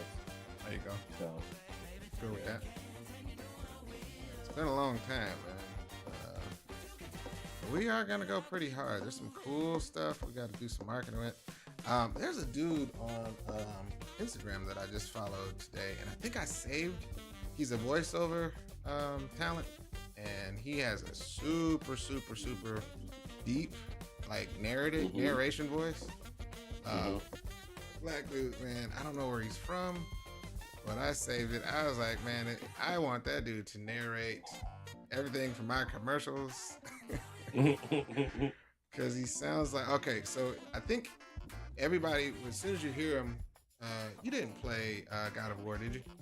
The most recent one? The most recent one? Yeah. Okay. Wait, when did it come out? Well, when the boy grew up a little bit. Yeah. Okay, he grew up a little bit. I always play him, I just never finish him. Okay, yeah. He sounds like Kratos, the dude that I'm talking about. So everybody's like, "Hey man, you should try for the part of Kratos." And he actually did end up, reading for the part for upcoming games, things like that. He went to see it. Dude sounds really cool, man. Like he could definitely be on commercials right now. But I want him to be a narrator voice for like even before we get our cartoon, man. I was like, dude. If we give him a good script, man, come on, man. Oh, they did Juggernaut. Whoa, oh yeah, that's true. Yeah, I wonder where that dude is though. Probably somewhere living in the hills because he's a freaking genius. Or he could be at work. Yes, yeah, that's it. Pingo Lake. Yes, never let her forget that I don't keep it fresh in her memory. You're right. The crazy thing is my son, he was a football player. He could jump. Like, I didn't know he could jump like he did until, like, his graduation, like, picnic. And he was up there trying to dunk. And I'm like, you're getting high enough. You just don't have the proper coordination. I think I could do something with you. And he was like, man, get away from me. I don't care about this stuff. I was like, no. How? Betrayed me. But he was just up there like easily. I'm like, ooh. Sounds like Gohan did for Goku. Yeah. I'm not really interested in this like that. Right. It's good times. Alright, so we're gonna get, what time is it? It's 9:30. My boy ain't texting me, so I guess I heard it right. We all good. Look, if he would have called me if he was ready to go. So he must have said 10 o'clock. Listen, y'all, I got to vent because I don't really know what to do about it, and I have mixed feelings about this. Okay, it's me being real for a minute. Okay, y'all are here. It's happening fresh today. Okay, my daughter is 20 years old. Okay, and I don't mean to like tell her business and nothing. I ain't gonna say nothing personal, but listen, man. She got the gumption to tell me she going to have a sleepover. A sleepover where? Exactly, Greg. And listen. This is one of her friends that she's had since high school. Okay, and it's a boy. It's a boy. It's a boy. And listen, man, I don't really know how to feel about it. Okay, I think I handled it pretty well.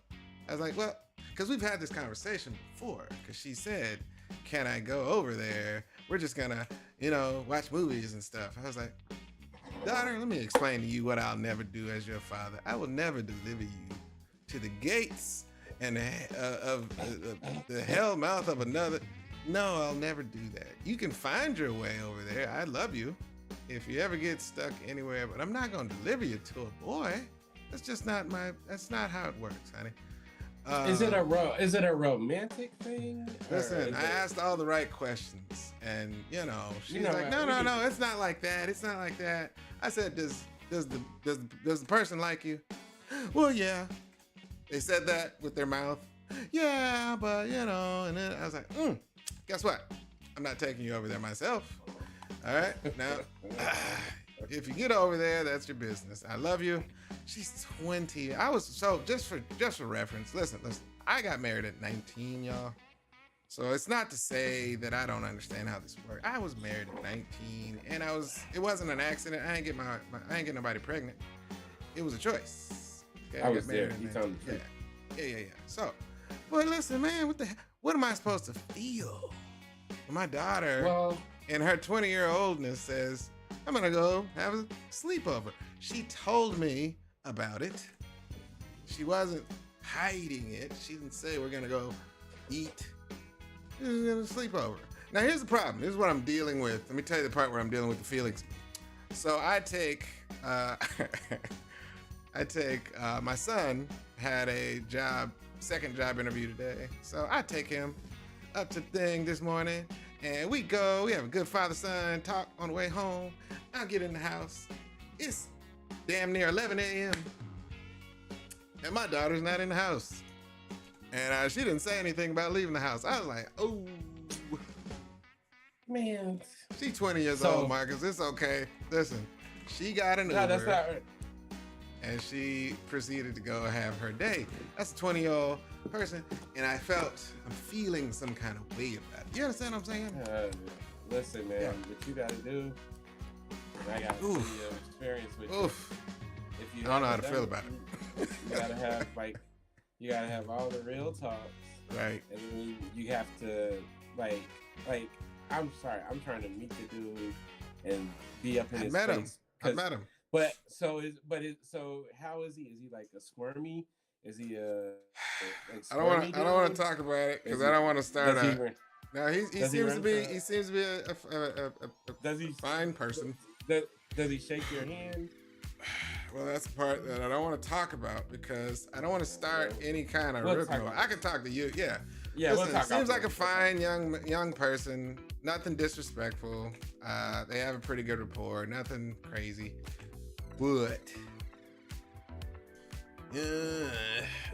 what do you do? Huh? What do you do? This is new territory, all right? So my thing is, I started preparing my kids when they were like super young. Yeah. as a dad, I can tell you, like, the best thing to do is to like be open and keep like, the channel open, right? Yeah, because if they feel like you're just like no, then they're just gonna go do whatever they're gonna do. It. I did that. That's how my mom was. Right. So it's like, you know, keep it open. Right. Like luckily, so with my daughter, her and her mom, they tell each other everything. Right. You know, so it's like, and my daughter's 27 now.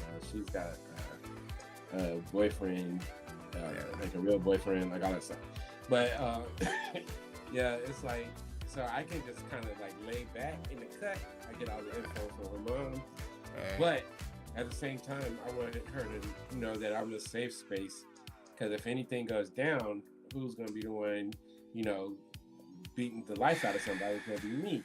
So she, you know, so she knows. She just needs to know that you're there for her, and that you accept her, you know, regardless. But the scary part with daughters is just there's like so many. Like I know you well enough, and this is not me grandstanding for the people, but I know you well enough that you're going to maintain a certain level of respect for any woman that you're around. You know what I mean? Right. And so it's like, you know, that's the part I want to see. Like my daughter, she had this dude that was boyfriend when she was in college, and she came by the house to say bye, and I was outside. So she got out of the car. I had never met this dude, and he didn't get out of the car. Right. And I was like, okay. And so, you know, she got back to school. I was like, I don't like that dude. She's like, you haven't met him. I said, I know. I said, but anybody that's afraid to meet your father, like something. And she was like, he was just scared, you know, blah, blah, blah. I was like, right. So he's probably going to be scared if he has to protect you from something. So I did, you know, I just let her know. And so the next time I met him, he, you know, it's like he tried to shake my hand. She ended up breaking up with him pretty fast. It was cool. But because it's like that stuff off the rip, you know. Like, right. I had friends that, you know, excuse my language, but I had ain't shit friends like that, you know, dudes that don't want to meet the father. They don't have any good intentions towards your daughter. So like I like to be able to like look at, I call them kids, I guess they're men, look you in the eye, shake your hand. If you like a little squirmy dude, yeah, I'm gonna have my eye out for you. Right. Yeah, and that's where again the thing is, I guess the part that I'm feeling some kind of way is, it's obviously I'm never going to feel comfortable as a father to offhand my daughter to someone I don't know. Like I don't know, and she's known him, you know, like I said, since high school and stuff like that. I'm gonna tell you this though, like that's another thing. Like if dudes feel like you're like present and like they like, oh, he know where I live, like that kind of stuff. I do. That you know, because I just, you know, I've been in situations. I know how, especially young men with bad intentions, they want, you know, they want to separate, you know, girls from their family. Right. You know what I mean? So it's like, I'm gonna be up in your face, dog. I'm gonna be not trying to threaten you or nothing. I'm just trying to feel you out, because as soon as I see that you ain't real, I'm gonna beat the brakes off of you. But Teresa, this like always, Teresa said, tell her to make good choices and call you if she needs you. Yeah, did you listen? I don't know what kind of young person you were. I didn't listen to that kind of advice. Granted, I didn't make any bad choices. But that was from years of getting it beaten to my head, which is, all right, don't have kids before you're ready. Luckily, I didn't have any kids before I was, you know, before I made the decision with the woman I ended up marrying. You want to have these kids or what? Cool, let's do it. And then we made kids, and that was on our terms. It was perfect. It worked out great. What? Before that, I made terrible, random decisions. Not terrible. Let me not say terrible. I didn't listen to my mom. I didn't listen to what my mom said. But you also knew, like, The what you want me to parameters. do, like, Yeah. because your mom will bust your head to the white meat. Correct. So Correct. you know, so that's what, like I always say, I have to lean on that, like lean on all the things that I taught them, Yeah. and you know, hope that they, you know, like I said, with girls and boys to an extent, you just like want them to be safe, and you can Yeah, never, you know, you. So yeah, but My daughter had tried this different. before, and I was like, Jen, you don't even know who's gonna be there. Do you know who's at the house? Oh, his grandfather. All right, that's strike number 4. That's not even strike 1 or 2. That's strike 4. I don't know that dude. I don't know, dude. Oh, he has a brother? That's strike 5. What else you got? You know anybody else? You know his mama name? Is mama gonna be in the house? What's the mama name? See, I like what comic fans, because this was my mom. So he said, my dad let my girlfriend stay over once for my birthday. She slept in my room. I slept in theirs. They slept in the living room, which you had to get past to get from one room. So when I was in high school, like my girlfriend, my mom would let her stay at our house sometimes. But it was like, my mom, I think it's some type of mind control wizardry, but she just acts like she just trusted me. And I'm like, I don't know, you shouldn't have been trusting me. But she would do the stuff, man. She would put the responsibility on me. Like, you know what you better not be doing. You know what you know. And so it would be like that. So I'm not gonna go all the way. For prom, me and 3 of my friends, we rented like the Residence Inn. This is like a big one where the upstairs and the downstairs, a couple of rooms, like all of that. And so, you know, we were hanging out after, and, you know, stuff started, you know, getting a little bit wild. And my girlfriend, she wasn't on that type of time. So we ended up walking back to our house, and my mom was at work, because my mom used to have 27 jobs. So I was like, I don't know how to do this, but what ended up happening is she slept on the love seat and I slept on the couch, and we held hands while we were sleeping. You know what I'm saying? And my mom came home and she was like, and you know, like we had like we were fully clothed, like all that stuff. It wasn't nothing going on. But my mom was like, it must have got really weird over there, huh? I was like, yeah, ma. But a lot of times, like my mom would like let her sleep in my bed, and then I would have to sleep in the living room. So, you know, it's just like that trust. But like I said, sometimes, like in that case, my mom was doing, you know, she was good. But there was times where she was trusting me, where I'm like she would be like, you know what? As long as you let me know where you're at, you don't have a curfew. And I abused that my junior year. Where so my senior year, she was like 2 o'clock, buddy. And then my sister's like, when I was his age, I had to be out by 12. Shut up. But but my mom, but I think she taught me like a really valuable lesson. Yeah. Because at the end of the day, man, you can't. I cannot be there at all times. And right. I have to keep saying that, yes, she's not a prisoner in my abode. She is not I'm not making her stay here. I love my daughter, and she isn't annoying. Neither is my son. They're of my temperament. So they are peaceful, quiet. No, they're way cooler than you are. Well, that's what I'm saying. But they have my temperament when they're in the house. Yeah, but there's so much cooler than you are, man. Don't be trying to act. Yeah. And so it's like I don't have any reason to not trust, you know, that she has a head on her shoulders. But I will never trust people. And that's just one of them things that, listen, it has nothing to do with trusting. You have to, there's an inert worry that, you know, as a parent, you know, you don't want your kid to get hurt. You don't want any of your loved ones to get hurt. You only get one chance to get that innocence taken away from your daughter, your son, anything. And it's like, if you don't do that, I can protect you from that. But that's not life, and that's not reality.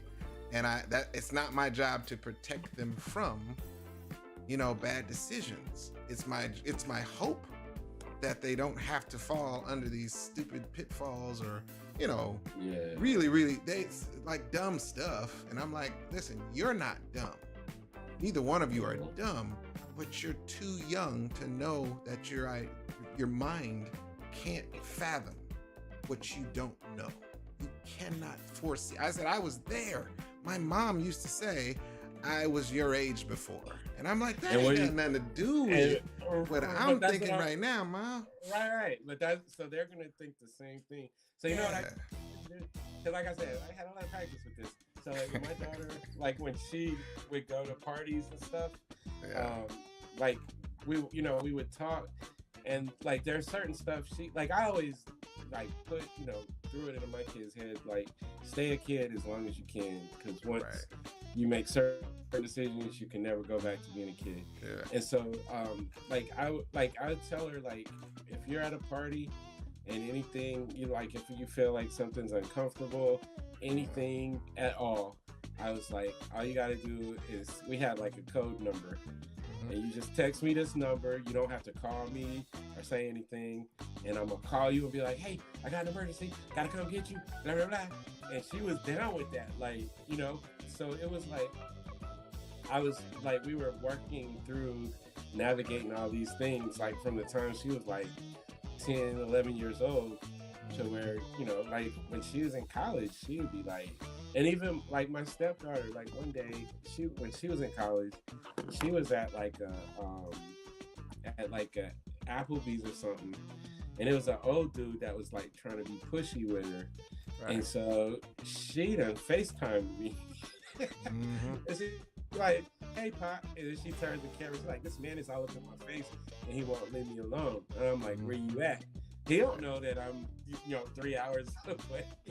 I'm like, all right, I'll be on my way. And he's like, oh no, sir, I'm sorry, I'm not even. I was like, yeah, back up, so they, but yeah, we knew how to, I guess because, I wasn't the goodest, cleanest boy. I was probably the goodest, cleanest boy out of my crew, but we were some hood rats, and so it's like, I know all the things, right? And I'm, so I like kind of train, especially, and I just the same way I train my son and my stepson. It's like I train them on, like, if I ever hear you, doing these type of things to a woman, it's gonna be curtains for you, buddy. Right. And like I train them on being respectful. No means no, like all, So, but the thing is, I can't be sure that dude's mom or dad didn't teach him this stuff, right? Right. So I just have to break his neck. But no, that's the point. The point is, it's like I'm trying to let go. Yeah. Of the idea that it's literally her time if she chose to move out tomorrow. And it's like, Dad, I talked it over with this guy, and we're considering, and I would of course go with, well, see, you're saying no in the sense to say, like, I disagree with your choice, child. That's a bad idea. No, we talked about your future. I'll go as the uncle. I'll go burn the house down. Like, that's different. But but no, but yeah, it's like it just really comes down to, like, you gotta trust, and you die on the inside. You don't let them see you dying. That's what I'm saying. You die on the inside, like you go jumping. It's morning. It's the morning, and I don't know if moms or females feel this the same way a father does. So y'all may not understand what we're talking about, but as a father, what he means by die on the inside is you have to mourn your baby daughter, the one that crawled all over your neck, and you put. I literally rocks my daughter to sleep every night like this, and taught her to count, taught her to speak, taught her to everything. She's that, and yeah, I'm supposed to be okay with taking her over to a dude's house. Yuck. And I want to, but I have to die inside to say, listen, man, she deserves it. It's her life now. She gets to make decisions. I did. And my mom tried to fight and, do all this arguing and lock the door on me when I was coming back at 1 a.m. And I'm like, Mom, I'm 19. I told you where I was going to be at. And she's like, not in my house. And I'm like, And I moved out. I moved out because of frustration. I was like, you right, Ma. This is your house, and I'm not going to follow those rules. So I'll be out. Listen, I learned how to pick the front door lock when I was. I tried all that, man. I wish I would. Now, one time, me and my friend John, like we used to like to sneak through the window, and as soon as we got through the window, his mom flipped the light on, and when I tell you, we got cursed out so hard. It was a great cuss out there. I'm not gonna lie, but yeah, but we were savages, man. So I made sure my kids aren't savages. And then you just gotta trust, man, that they're gonna make the right decisions. Right. And then you just gotta trust it. Correct, man. But I know with girls, boys, it's different. But with girls, like if you try to keep them away from something, it's like, I wasn't even gonna do this, but you made me do this. So it's like, when you act like you're on their side, they be like, that's what my mom was like, no, you got it. You making decisions. You know what you're doing. You good. I'm like, no, wait. No. No, I need you to yell at me and point me in the right direction. No. You Mr. Big Stuff. Go out there and be Mr. Big Stuff, Mr. Big Stuff. Right. Oh, okay, Mom. Right. And then you walking around the whole time like, man, I can't mess this up because, she already told me do whatever. Right. It's weird, but it's man. also... I just needed to get that off my chest, man. I'm dealing with it. I think I'm dealing with it pretty well. Like, I haven't heard from her today, and I'm pretty sure that's what I did back when I was ready to leave. And, my mom is from Louisiana, y'all, so these figures of speech, I was smelling myself, is what she would say. I'm like, what does that even mean, Ma? You're smelling yourself. You just think you know everything. We're like, no, I don't. That's not what that is. That was the expression she heard when she was growing up. Basically saying, you think you're big stuff, the same way Greg's mom just said, and now you older than me. You know everything. Go ahead. But it's not. I'm just like, man. Gosh, man. I want her to actually really, really take advantage. She is so much more dope than I was at 20. Greg, you met me when I was drawing at 20. I was barely understanding Photoshop. And that comic book is evidence of that. But Genesis actually knows how to paint with digital. I wasn't messing with no color on that level. She is like a straight up ready to go. And I want her to really, I don't want her to be like rich or something like that. I want her to just kind of get the feel of taking control of her financial freedom, right? And that's where I can't force that on her. She's not ready. She has heard me say it since she graduated almost 2 years ago. And she's not ready. Like, she's not ready. It's not physical. Like, artistically, she's ready. She's just but not ready. She'll make an excuse. Oh, I don't have enough time. I watched you sit in front of the computer all day on from morning to 2 a.m. What the hell are you talking about? You ain't had no time. I said, don't do that. I said, I'll sit down with you and we can go through and do page by page on your own children's book. I said, you can write it about anything you want. I said, it's a portfolio piece. Just show that you can do one and I can get you clients left and right because I have to tell people no. Sure. I'll pay her to do a children's book. I said that. It's not, and that's what I'm saying. It's not about money. She's just not into it. Like to do it as a business or as a means of, she's not ready for that. And I'm just like, what? sometimes you don't know that until you get paid to do it. I told her Like, I told her the numbers. I even told her you're ready to hire, and she's like, "Yeah, but," I'm like, child. And then she like I'd have to. This is where I was like, I had to let go and say, I got to that point where you met me, Greg, at at my age. I had already worked for the car wash, movie theater, the Kohl's, and no, I hadn't worked for Kohl's yet. But I had worked for a myriad of terrible jobs where I was like, I can't stand this crap, man. Let me go ahead and do some comics and try. weren't you driving a forklift at one time? Yeah, well, that was right before I started college. But that was I hadn't started that yet. Genesis was born because we was living over in Dunwoody by then. But yeah, man, I actually liked driving forklift. Actually, that one was fun. But all these other dumb jobs, man, I was like, I can't stand working for anybody. This is terrible. And I went to college because I was like, all right, I need to learn this software real quick. But I was already freelancing and stuff, so that wasn't hard for me. That was a part of my joy, is to say that was a part of my dream, which is I want to get to the point where I'm working for Marvel one day. I want to do comics one day. I want to do this. That was a part of my dream artistically. So that was a goal of mine. So I went to, learn how to do a little bit of software. I was already freelancing, but I can't force that drive on her. She's not ready. But she's skill-wise a juggernaut already. And I'm just like, baby, you can make $3,000 on the side while working at your job. But she's like, maybe. Jenny said, do you think she has imposter syndrome? I don't think that's it, because she gets to see her dad. She's been seeing her dad do this. Like, she knows it's possible. Yeah. And she is good.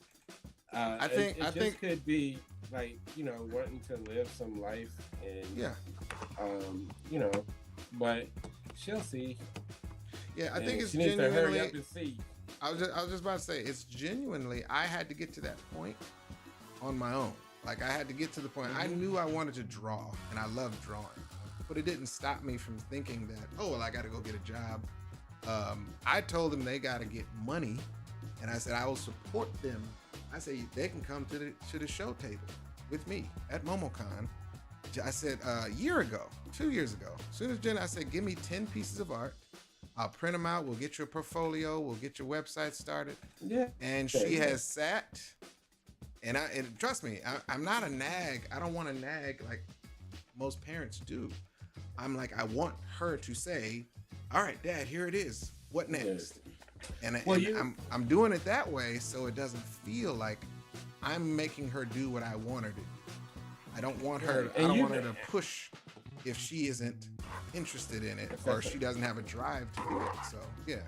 But you also know firsthand, like, that you have to want to do this. Like, it's got to be a drive. Like, and it's not for the faint of heart. Like, to put yourself out there and to, like, work for other people. Just like, some of the stories we said, like, that part, like, even me, like, as a writer, it took me a long time to get to the point where I would write on something that I didn't really care about, or that didn't drive me passionately, Right. It's like somebody's like, hey, I can give you this much money if you write the script. And I'm like, eh. But now I'm like, yes, please go ahead and send that over. But there's a side of you creatively. I don't say it has to die, but it just has to grow, and you just got to get to that point where you want to, because what'll happen. Like, if she takes a job and she doesn't feel like working on it, like that kind of stuff. And so you just got to kind of. So maybe I just commission her for a poster. Let me explain. All right, so here's the advice I gave her as an artist. I said, Genesis, don't do anything that you're not interested in. I said, do 10 pages of a children's story, and you don't have to write anything. Don't worry about writing anything. I said, that's the last thing I want you to worry about. Because she's like, well, I don't really know how to do it. I said, don't worry about it. Just children's book format, 10 pages of anything you're interested in. I said, she loves One Piece. She loves Pokemon. She loves, anime. All I said, any character you want to pick. The point of this exercise is you just you're trying to show someone that you can consistently tell a sequential story with images. That's it. I said, you don't have to worry about the writing. I said, there's plenty of children's books that have 0 words. Owly, I think Owly is a comic series. There's no actual dialogue for the most part. And I'm like, I showed her that. And she's like, oh, okay. This was 2 years ago. And I'm like, Genesis, I'm watching her chill all day. And I'm like, she deserves, listen, really good kids. They got great grades. They graduated. That's all I really asked for them. As young people, I was like, your job is to graduate, get some grades, do your thing, get your life going, right? And they did that. So I'm like, long as you going, she's going to work, all this stuff. And I'm like, Jen, did you start on that children's book? Oh, no, not yet. I'm like, yeah, all right, well, listen. You could be getting money. I said, use this time wisely. You're chilling. Go ahead and get started, baby. Do a page a day on your off day. Nothing. Crickets. And I'm like, what are you doing? Come on now. Now she's working 40 hours a week. Trying to say, oh, I don't have time. I was like, that's a bald-faced lie. You had time. You gotta get it out. Get this money. Yeah, I just let me commission her to do a cover or something. Right. And she I don't think I asked her about it, and she did try to say, oh, I don't feel like I'm ready. And I'm like, baby girl, you're talking to somebody who has been drawing for longer than you've been alive. I said, you're better than I was at the same age, and you were better than I was for many years to come. At my artistic journey, she actually listened during the pandemic and just started practicing. Because that's when I got her an iPad. But I gotta keep checking this phone, y'all. It's 10 o'clock. I think I could get it. My son's only 10 minutes away, so I'm gonna wait till he actually texts me. I don't know what time McDonald's closes. I think it's 24 hours. But anyway, I don't think it's imposter syndrome. If it is, it's something that I could sit down with her and I'll be happy to go. But again, she is not even remotely it's not even a thing. She draws for fun and to kind of relax. And that's where I'm like, I don't want to take that away from anybody, especially my daughter. I'm like, I used to draw for fun. I remember how that felt. Yeah. And I mean, she's got like a lot of life to live, so it's not, but but that part, like the part where, because I feel like almost anybody who's worth anything at certain points deals with imposter syndrome. Like it's part of what it is. It's like they ask you to do some stuff that you were a fan of since you were 3 years old. You're gonna be like, dude, am I really worthy to do this? Like that just comes with it. But I think that's also that thing that makes like a lot of the greats great. Like, Michael Jordan, like every single day he came in to prove that, he was the best he could be. Like, so that kind of stuff drives. I just think, and then another part that I know is like these children have watched, I call them children, these young adults, their whole life they've seen us hustling and being entrepreneurs and doing all this stuff. So sometimes it, since it's so normal to them, it doesn't, it might not feel like the big deal it is. And so sometimes you gotta do the same thing, because why did we start being entrepreneurs? Because we didn't want to be stuck doing these jobs, or we didn't, we wanted to have more income, we wanted to let our creative outlet go. So sometimes they got to go through the same stuff that we went through. And that's the hard part. That's the hard part. Imagine if you you know what I'm saying, you was a slave and you successfully ran away and started a beautiful life, and I ain't never going back to being a slave. And then you have kids and they're like, I kind of want to be a slave. Yeah. Let me What? back up. What do you mean by that? What do you you know who I am, right? Right. You've heard the stories I've told you about slavery, children. Yeah, but you know, you kind of want to try it. You don't have to. You don't have to. I mean, you can, but you shouldn't want to. And that's why I'm like, I want to fix it for them, and I want to give. But I had to get fed up, and I did. I sure enough did. Yeah. And that's what keeps me pushing to this day. Is now after all this time, like the idea of going back to somebody telling me when to go to break. And it's not a thing of saying I'm afraid of work. It's not a thing I'm afraid of. Or you're too good for it. No. Yeah. It's like someone else is actually delegating my life. Your life. And they're paid to do it, but they may not even be the most qualified to be in the position they're in.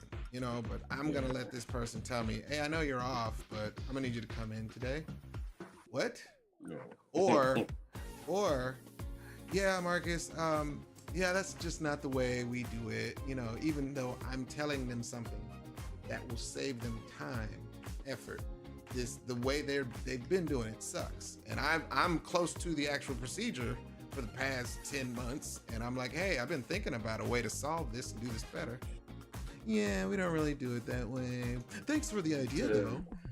Dude, when I left that company, man, I sat back and I would just go through like the laundry list of idiots I worked for, like people that, you know, they just got gifted a position.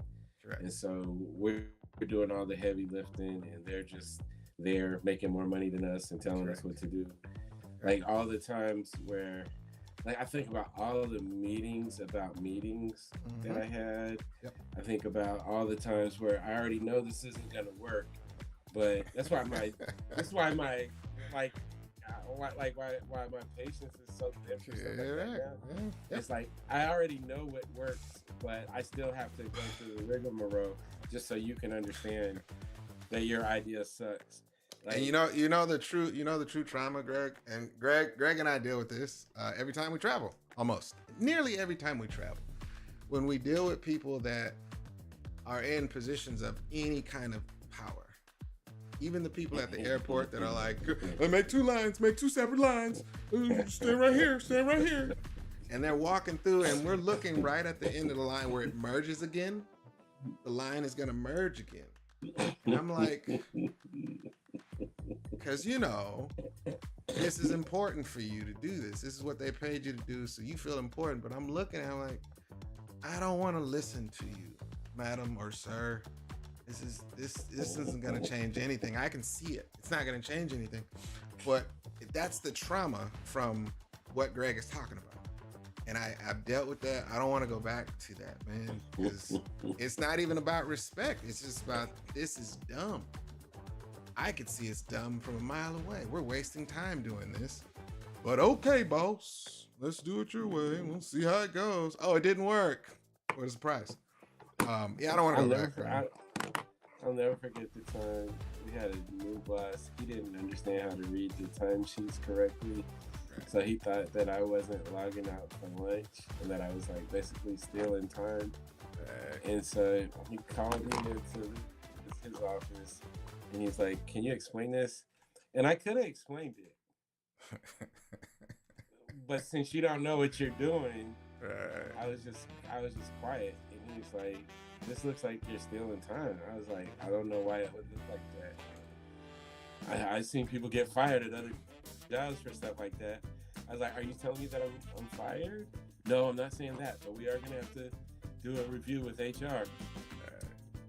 Okay. Well, let me know how that works out. You know.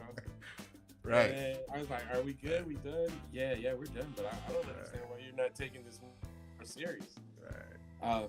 I don't know, man. Just, you know, I don't know. Yeah. But just let me know. It's too short for that, man. It's too short for that. And you know that, I don't want to go back. That dude, and I'm like you know, I'll toot my own horn. I'm a stellar employee. I'm the go-to guy at this job. And you don't know me well enough to know that I would never like steal hours from this company. I be trying to leave early. One time I had it worked out where all I had to do was work 32 hours. Like you know what I'm saying? Like I was always trying to, so like you don't even know me well enough to know that this would never be me. You're talking to the wrong guy. Right. And maybe he went and talked to HR, and I'm sure they made him look stupid. He was my boss's boss for like probably a year and a half after that. He never apologized. He never said anything to me. Sure. And I'm like, these are the people I'm over here, working for, man. Like after that day, I promise you, anytime they would be like, hey man, you think you could come in? Nope. You think you could, take the late shit? Nah, I can't do it. I gotta go get these kids. I gotta go get my kids. Kids grown. I just make up something. Nah, bro, I'm not doing anything extra for your ass. Never know. I don't wanna go back, man. That's the driving force. Like, I don't mind working for anybody. That's, if it's a job, I don't mind work. That's fine. But intellectual, gosh, man, that surrender of my common sense for your own personal, ego. That. Dude, I had a VP, like, I figured him out, but I had to play this really stupid game where I had to make him, I basically had to play chess and make him feel like he came up with these ideas. Because if I say, yo, I got this idea, it's going to make this process more efficient, then he'll be like, oh, I don't know, I think it's. But if I, breadcrumb him to the point where it's like he feels like we came up with the idea together. Yeah, let's try it. Like, I literally saved this multi-million-dollar fund because I came to him, I said, we need to start doing this. He said, I don't think it's that big of a deal. I was like, I know it's a big deal, and we can come back and we can get fined. So I'm going to start making my department do this. I'm going to write up these codes, and I'm going to get with IT. And he was like, no, I don't think it's that big of a deal. I'm not going to say no, but I don't think you really need to waste time doing it. And that's exactly, just because all his other departments weren't doing it, but since we were, they were like, okay, it looks like y'all have somebody that knows how to do it, so you need to get him to do this for your whole department, and we're going to come back in 3 months. If y'all haven't had it fixed, then we're going to find you. He never even said, hey, man, my bad. You're looking out. Said, hey. He just said, hey, can you train and build these codes out for these other people? Right. It is what it is. But, that's the kind of stuff where I'm trying to save my daughter from that. I want my son. Abel is dope too. But I'm like, son, I don't care how, as long as it's legal and you ain't doing nothing that's going to embarrass your family, man. Listen, you want to play video games and become a streamer. He wanted to do that when he was like 15. I was like, hell no. Because I don't want to go to jail for like seeing some slick talk in the comments from some grown up. That would be my. Hold on, this is Abel right here, y'all. How y'all? You ready? You ready? Okay, I'll be there in a second. All right, boy. Bye. How does that work? Can y'all hear me? You cut out. Hello? Hello? You cut the stream. Oh, that's weird. How do I make that work? Hello. It just kills the live? That's weird. Okay. All right, y'all let me know. That's my son, y'all, and that's the time. Thank you guys for joining. If y'all still on, Greg, can you hear me? Why not? It's my fault. Hold on. Listen my to this microphone's screen. on. What did I do? No, we can hear you. on. You can hear me? Can you hear me? Yeah, I gotta go. He's such a special person, y'all. That's weird. He hung this, like he closed out Hold the on. screen on Instagram. Y'all be good on Instagram, y'all. I gotta run. Peace. They're gone, Marcus.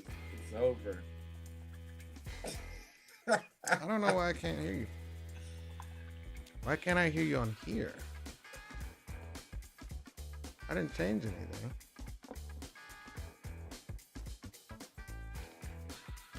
That's odd. Anyway, I gotta go get my son. Y'all be good.